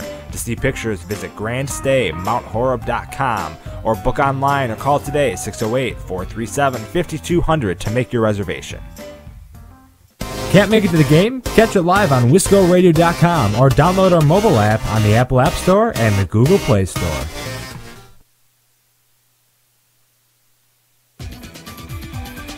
From your backyard to your back 40, Badgerland Fencing covers all of your fencing needs. From farm to residential to commercial fences, Badgerland Fencing offers you the highest quality work at the industry's most competitive prices. Chris and his team have over 30 years of experience and urge you to call for a free estimate. Their number, 608-444-9266. 608-444-9266. Call today. You are listening to Wisco Radio.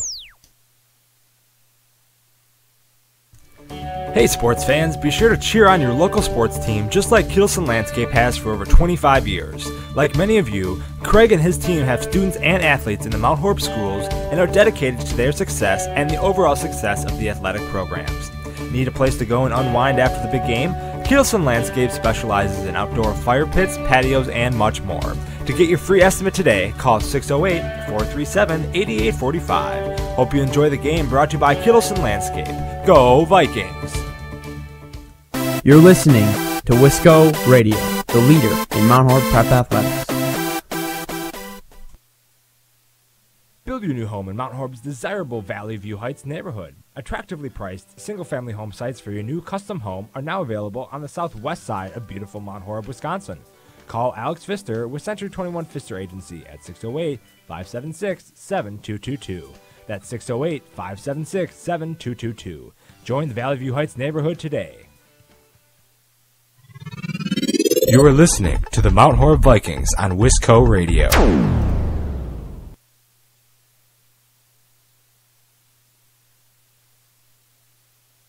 Wisco Radio welcomes our newest sponsor, Veek Steinet Chiropractic of Mount Horeb.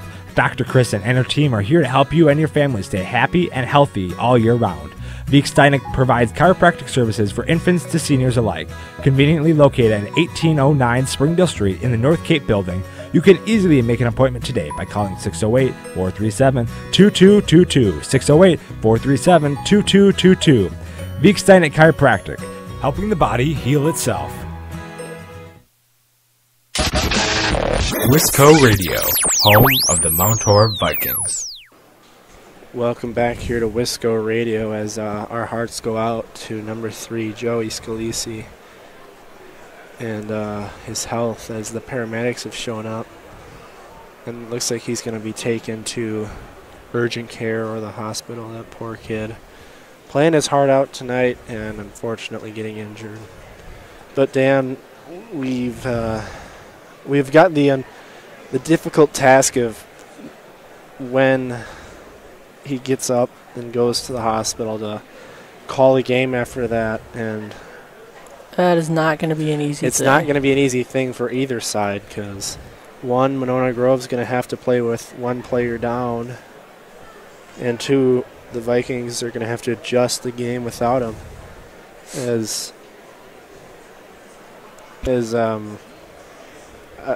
My heart goes out to him. I'm sure everybody here does.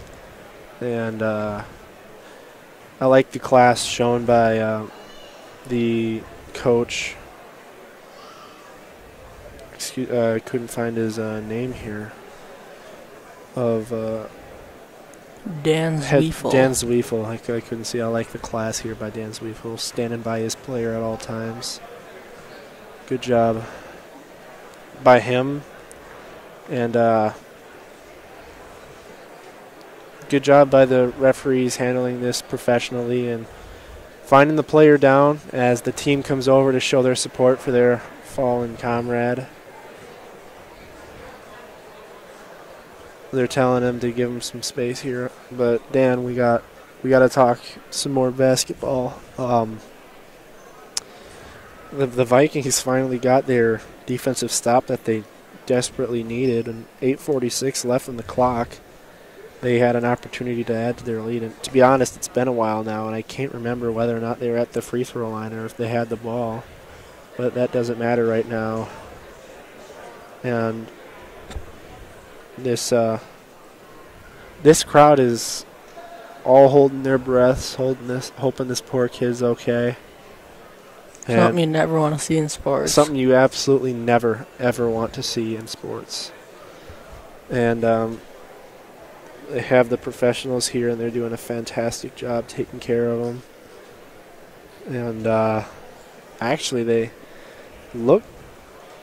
I'm looking at it because I want to make sure this kid's okay, and he's in the hands of professionals, but they really do need to get him out and get him to a hospital. But like I said, we gotta get back to a game, and the Vikings actually are in the locker room here. Looks like one of the Monona Grove players is going to tell the Vikings, and here they come. Vikings come back on the court. They're going to look to show he's getting up, standing up. So round of applause goes out to Joey Scalisi as he's going to get up.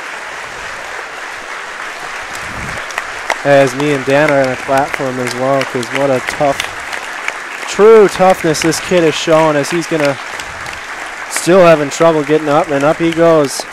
So they're going to take him to the proper professionals to handle it. And his team will shower him with some love as the PA announcer gives him some love as well, and some great sportsmanship shown by all these people here. As Joey Scalisi will go to the proper doctors, and now we have the difficult task of a basketball game to cover. So we got 8:46 left in this one as the coaches converge and discuss of where they last were, I believe is what they're doing. We got some, I think they're going to give them a little warm-up time. Talk about a little warm-ups here because they haven't been playing for a little bit, and yep, and that's what the PA announcer is telling us. We have a 3-minute warm-up period before we resume play. So a delay for the game that's later tonight, Wanakee versus Stoughton. 2 number 1 seeds will go at it. And we got 8:46 left in this game, and our hearts go out to Joey Scalisi. Hopes he has a speedy recovery and hopes he makes it to the hospital and proper place where he can get good medical treatment. Because Dan, we're very fortunate to live in Wisconsin and close to Madison. We got about the best doctors there are in the world here. So our hearts go out to Joey Scalisi, and get well soon to him. As the Vikings are practicing, I honestly can't remember what last happened because my mind was not focused on that at the time. Don't quote me on this, but I believe the Vikings are shooting free throws. So I believe if I were any of the players, that's what I would be doing right now, is shooting some free throws. But we see many of the players shooting threes because they need to. They're down by 11, and they need to cut into this lead.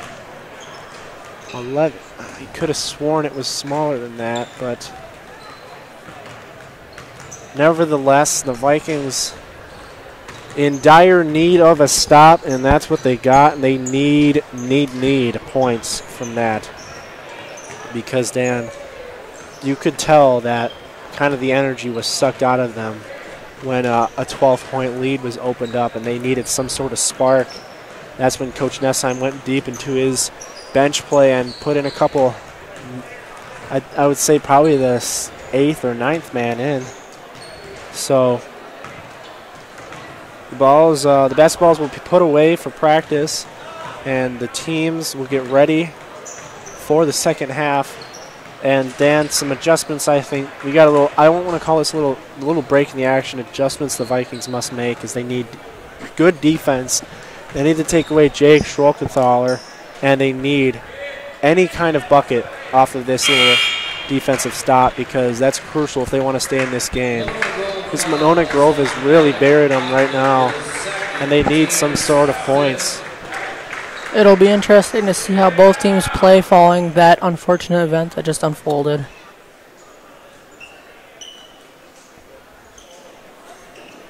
As we're looking to get the second half underway, referees communicating with the players is Jason Larson. I think you're right, Dan. Jason Larson will be shooting some free throws. He got some time to rest. Jason Larson will be shooting 2 from the free throw line. Jason Larson at the line, shooting 2. Looking to try to cut into that lead of the Eagles are the Vikings. So Larson needs to go 2 of 2 from here. Larson's first free throw is up and good. Rattles it home. So brings it down to a 10-point lead. Larson looking to get it down to a 9-point lead. His second free throw is up and good. So brings it down to 9. Good free throw shooting by Jason Larson as we resume play here in Oregon High School. Still a manageable deficit indeed, as Thome will look to gets it to Nelson, back to his brother or cousin Nelson. Thome gets it over to Nelson. He'll kick it out to Hep, as Nelson will tough drive to the hole. Shot up, no good. Rebound by Dustin Zenz.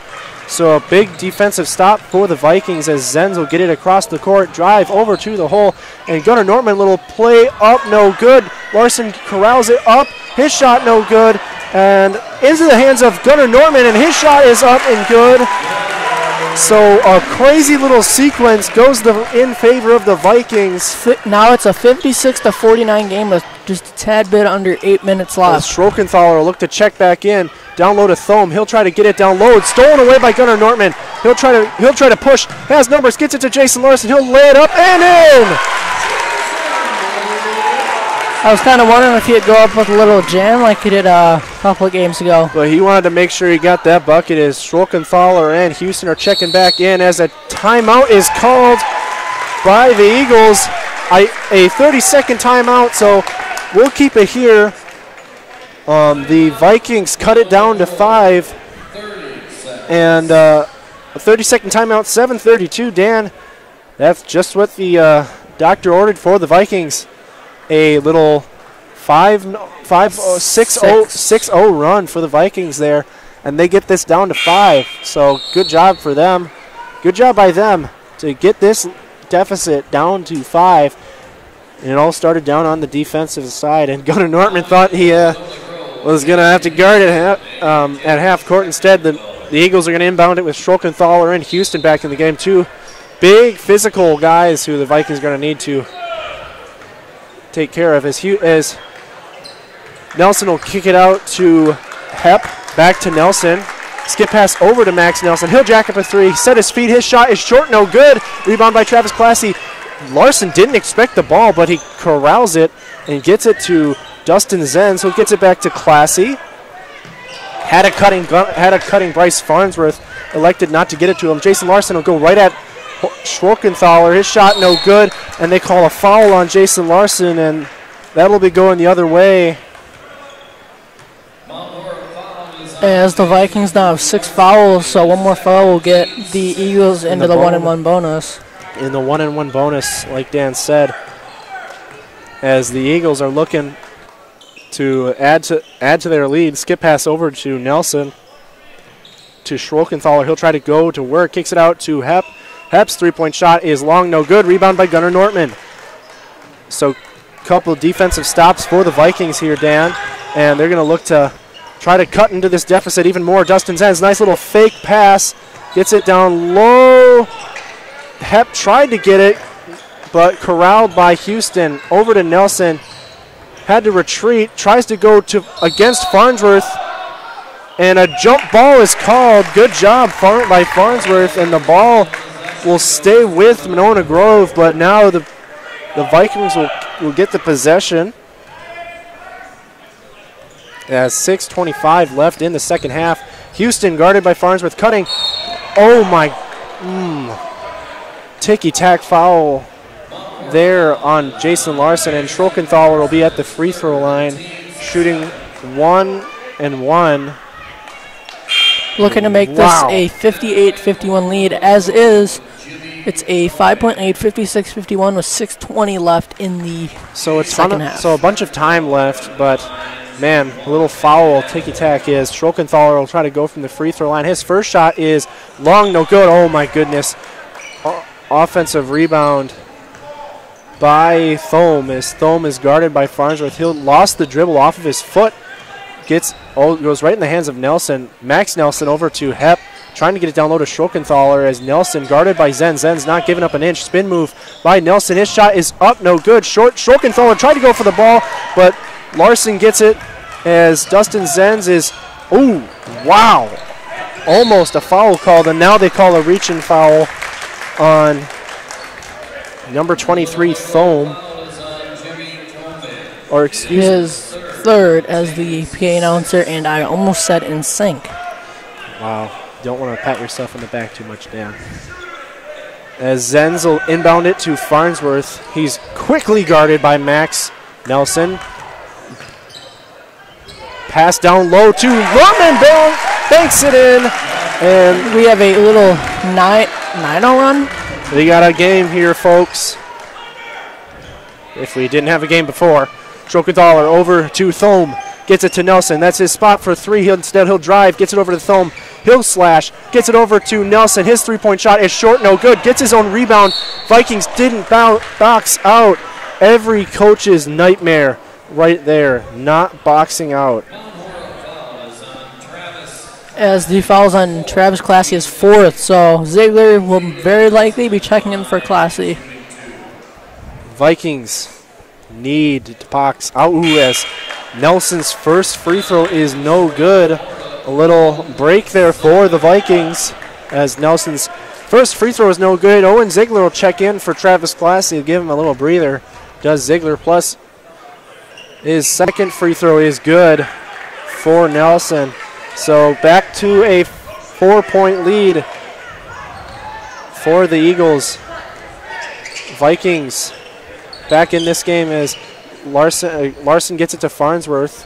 Farnsworth calling for a screen. Back cut to Nortman, not there. Larson will go up. No good, but a foul.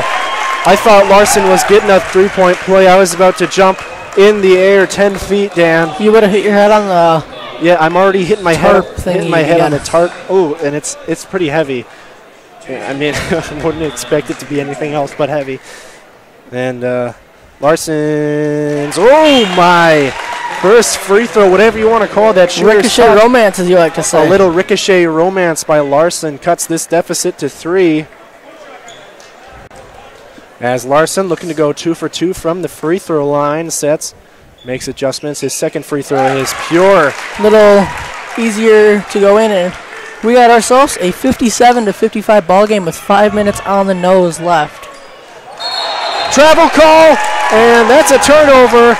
Vikings ball. Vikings could take the lead now for the first time in quite a while. For the first time in quite a while. Man, that's going to drive head coach Dan Zwiefel out of his mind. As Dustin Zenz guarded by Nelson, little crossover move, picked up his dribble. Nortman's going to go to work down low in the post, gets it to Larson. He'll step through the defense, got a wide open Zenz. Instead, gets it back to Nortman. They wisely reset the offense, gets it to Ziegler. The ball is, wow, athletic play, kind of hiked it, did Hep. Instead, Thome will try to drive on Ziegler. Good defense by the Vikings as Thome will hand off to Nelson, trying to get it low as Max Nelson will drive, kicks it out to other Nelson. He'll drive. His shot is banked in, so that'll end the run by the Vikings. Great little fadeaway there by Nelson. As Tough shot. Schrockenthaler is looking to go back in. Zenz poked away, and that'll be a foul on Nelson.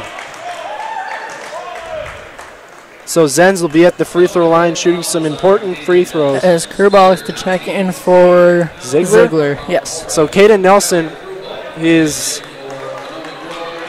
third foul. Caden Nelson's third foul, so that's big. Dustin Zenz at the free throw line shooting a 1-and-1. So his first free throw is up and no good. Rare miss by Zenz. A rare miss indeed. Vikings really got to get a stop here. Need a big stop here as Nelson will set his feet for three. That did not land. Caden Nelson will get the ball. They'll look just to kill this clock as Max Nelson is guarded by Bryce Farnsworth. He'll drive it to the hole. Shot up, no good. Rebound by Tyler Kruba. Gets it to Dustin Zenz. So a 4-point lead for the Eagles over to Jason Larson. He'll drive it. Little crossover move guarded by Schrockenthaler. His little mid-range J is short, no good. A little settle there by Jason Larson. 3:20 left in the second half. Vikings need a defensive stop as Nelson will get it over to Max Nelson. Over to Thome. Trying to get it down low to Schrockenthaler. That's where you got to play through if you're them. As Caden Nelson gets it over to Hep. Hep, a 3-point threat. Back to Caden Nelson. Over to Max Nelson. Pass almost picked off by Dustin Zenz. Over to Thome. Yeah, they're just playing keep away from the Vikings. 2:53 left. As Thome will go baseline. Little lob pass up to Nelson. Back over to Max Nelson. Wide open lane. He banks it home. So that'll just like that, it's a 6-point game. 61-55 with 2:36 in the game. 61-55, as Dan said, 2:36 left in the game. Tyler Kruba, a little hesitation, pass deflected up in the air, and a timeout called by Coach Nessheim, trying to assess the situation that they have. I'd assume a full timeout, and we'll take a timeout with them. You've been listening to Wisco Radio, a 6-point lead for the Eagles, 61-55. Don't tune away, folks. We should have a great ending.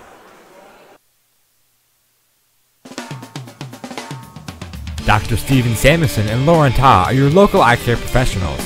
Any time of year is a great time to schedule your optical exam and your eye care needs.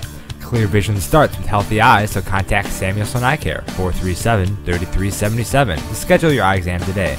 437-3377. You'll be glad you did.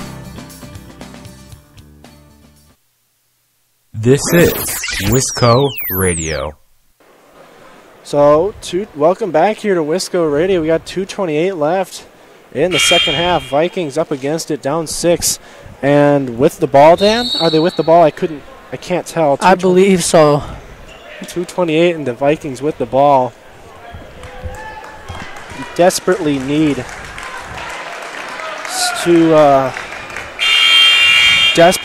some points. Owen Ziegler and Travis Classy checked in for Kruba and Farnsworth, I believe. So Kruba and Farnsworth get a little break as Ziegler gets it over to Nortman, finds a cutting Larson, missed him. They're trying to get a skip pass to Ziegler. They know he's a 3-point threat. Larson trying to go to town down low. Instead, little hot pass to Gunnar Nortman. Not what Coach Nessheim called as a 3-point shot is up and 2, they say, for Gunnar Nortman. Must have had a foot on the line or something. So a 3-point or a 4-point lead for the Eagles.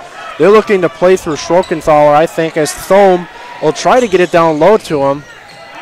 As Hep was calling for the screen as Thome, they're playing keep away, 147. They don't want to give up any turnovers as Nelson will try to get it down low to Schrockenthaler. Has a major height advantage over Kruba. The Vikings running a 2-3 zone. Vikings running a 2-3 zone. Kicks it over to Hep.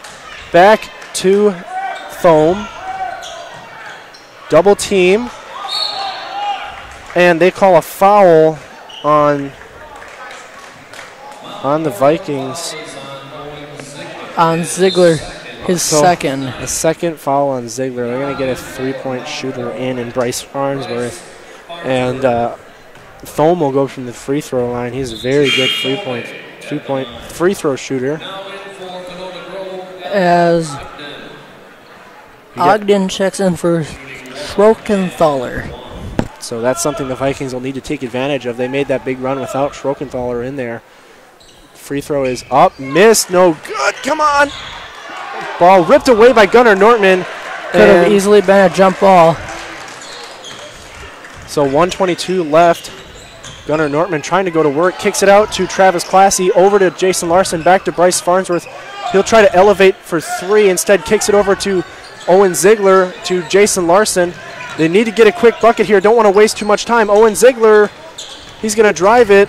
Kick it out to Gunnar Nortman. Thought about the three. Instead, he'll drive it to Travis Classy. Wide open shot, no good. Tipped up in the air. Gunnar Nortman gets it to Owen Ziegler. He'll jack up a three, and his shot is long, no good. Rebound by Travis Classy. He'll go up, and then he puts it up and in. If Ziegler would have knocked down that three, A, it'd be a 1-point game, and B, this place, Mount Horeb faithful who made the half-hour drive would have went nuts. So a 2-point game here. What a crazy possession that was for the Vikings. Really an unbelievable one. It all started with a tough drive to the hole, no good. Rebound by Travis Classy, doing all on that possession, Dan. I think he had, about 3 rebounds on that single possession. Owen Ziegler had a good look at it. Couldn't knock it down, but Classy's there to clean it up and put it up and in, and it's a 2-point game here. This is shaping up to be one heck of a finish. Well, I'm going to make a little prediction. I'm going to say this goes to overtime. I don't know if my heart could handle overtime, Dan. Schrockenthaler comes back in, and they know that he's a physical presence. The Vikings are not going to look to not press. Kind of interesting. Now they look like they're bringing a press with so they Classy get the press, back. They press back away, actually, as Zanzo's guarding Nelson. They're going to look to play keep away. They got a 2-point lead, and they're not going to try to give that up. As Nortman, they're doing a double team over to Nelson, but he's great job. Timeout. Great job by the Vikings to make the Monona Grove coach call a timeout. Full timeout. We'll take a timeout with you. 33.4 seconds left in a 2-point ball game. Vikings down by 2. Don't tune away, folks. We should have an amazing finish. Focused Dog Training provides comprehensive, lasting dog training for families. We offer a suite of high-touch training services that allow us to tailor our approach to your specific needs and produce results regardless of your dog's age, breed, and prior training history. We stand behind our training methods and guarantee that Focused Dog Training will be your trainer for life. Call us at 855-636-2873 or visit FocusedDogTraining.com to learn more about your free in-home consultation. Focused Dog Training, focused on helping families one dog at a time. Now it's time to get back to the Vikings athletic action, brought to you live right here on Wisco Radio. Welcome back here to Oregon High School as the Vikings find themselves down by 2 points and 33.4 seconds left in the second half. Dan, we should have a finish that'll be for the ages here, and my heart is pounding out of my chest. Dan alluded to me at break, folks, that they're going to try to follow Schrockenthaler because he has not made a single free throw. Looks like they're double teaming him down low. It'd be a good idea to foul him right now. Good job by Larson to foul him, but they call it really late. And Dan, exactly what you alluded to at break, fouled the guy who made no free throws. He's 0 for 4 from the line tonight, so we'll see if... 0 for 4 from the free throw line, so they'll look to try to get him to... I believe he's shooting 2, so they're in the double bonus. Good call there, Will. So Schrockenthaler is going to be shooting 2. So the Vikings can take a breather for now, as his first free throw is no good. So the max that the Vikings could be down now is 3, but they need, if this is a miss, they need to box out. I would call a timeout if he misses. Clutch free throw. Second free throw is good. So that's a big-time free throw for Schwalkenthaler. The big man, Zenz, they're going to look to try to get a three-point shot here. Don't need a three-pointer right now. They need a timeout. They need to call a timeout. Instead, they elect not to.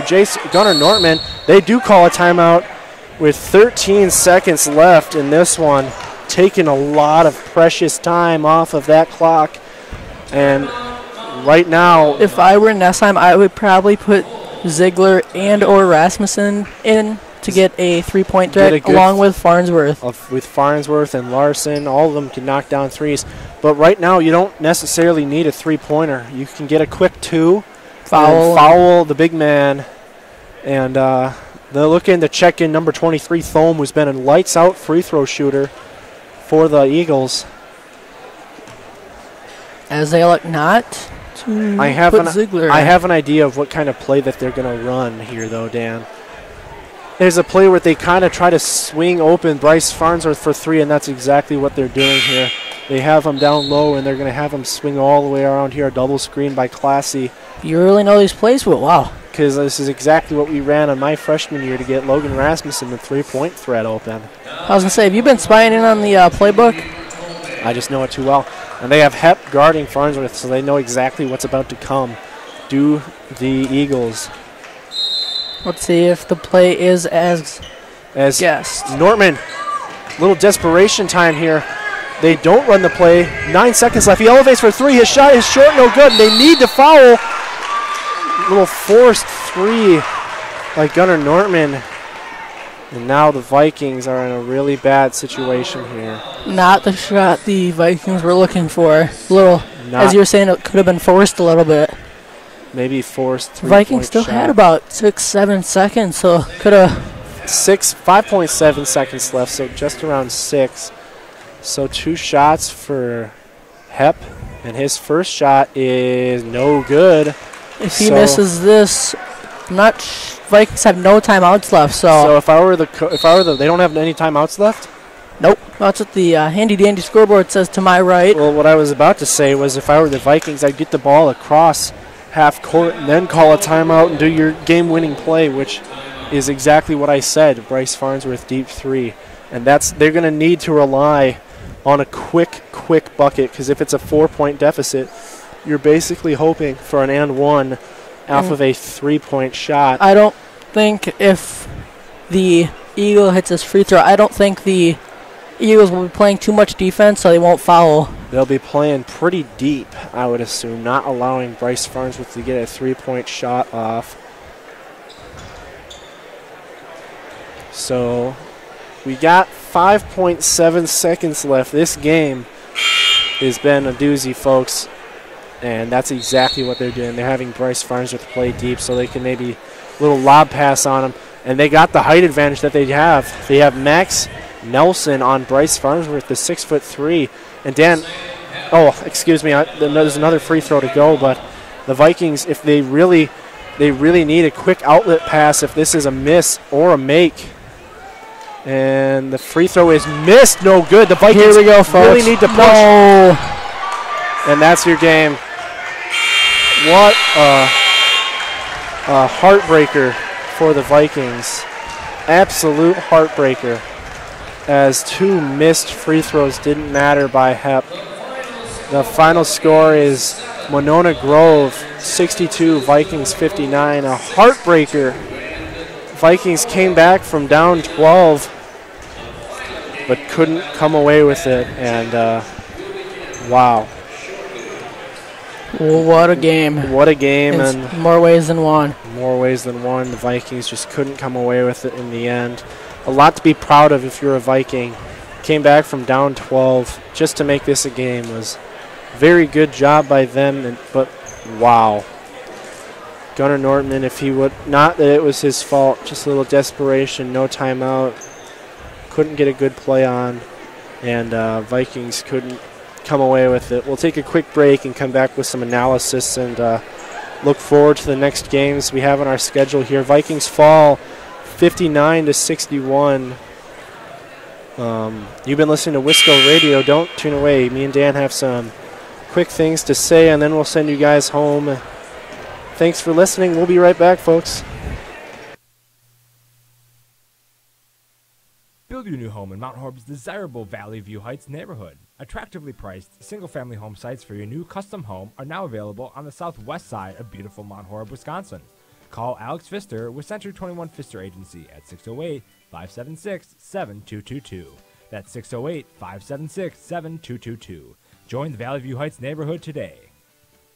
Find all previous stats, replays of past games, and weekly podcasts covering all Vikings athletic action by going to wiscoradio.com and clicking under the Archives podcast tab. Welcome back here to Wisco Radio, folks, as the Vikings fall 59-62. A very tough, hard-fought game, Dan, but there's a lot of positives to take away from it. This is not in any way, shape, or form a bad loss. The Vikings were in it till the end and fell to a extremely talented Monona Grove team. And they played very well, and they played and put themselves in a position for victory, just couldn't come away with it in the end.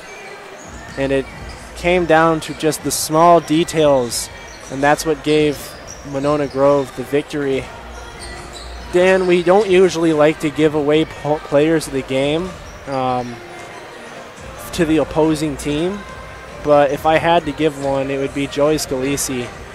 Toughness shown by that young man there to stay on the court and eventually get the medical attention he needs. So our hearts go out to you, Joey Scalisi. We hope you have a speedy recovery and get back onto this court with your team. But a final score here, 59-62. Vikings fall to 9-3. But a hard-fought game, unfortunately, came down, like I said, to the minor details, Dan, and the Mount Horeb faithful here stayed true with their team, and they'll look to try to rebound next week. So for all of us here at Wisco Radio, Dan, I don't have much more to say. You got anything? Just stay strong, Joey. We're thinking of you. Stay strong, Joey. We're thinking of you. And for Dan Linz, Grant Harrelson, my younger brother, and myself, Will Harrelson, anybody who has been affiliated with Wisco Radio, thank you, folks, for listening. And a good night to all of you. And have a safe drive home. And go Vikings.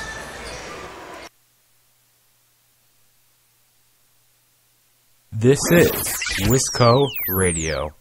What are you going to do with your old car? You can try selling it, you could junk it, or you can donate it to Heritage for the Blind. Your car will be towed away for free, and your donation is tax deductible. Just call 1-800-639-8620. Heritage for the Blind accepts cars, vans, trucks, and boats. It doesn't matter if your vehicle runs or not. It'll be towed away for free.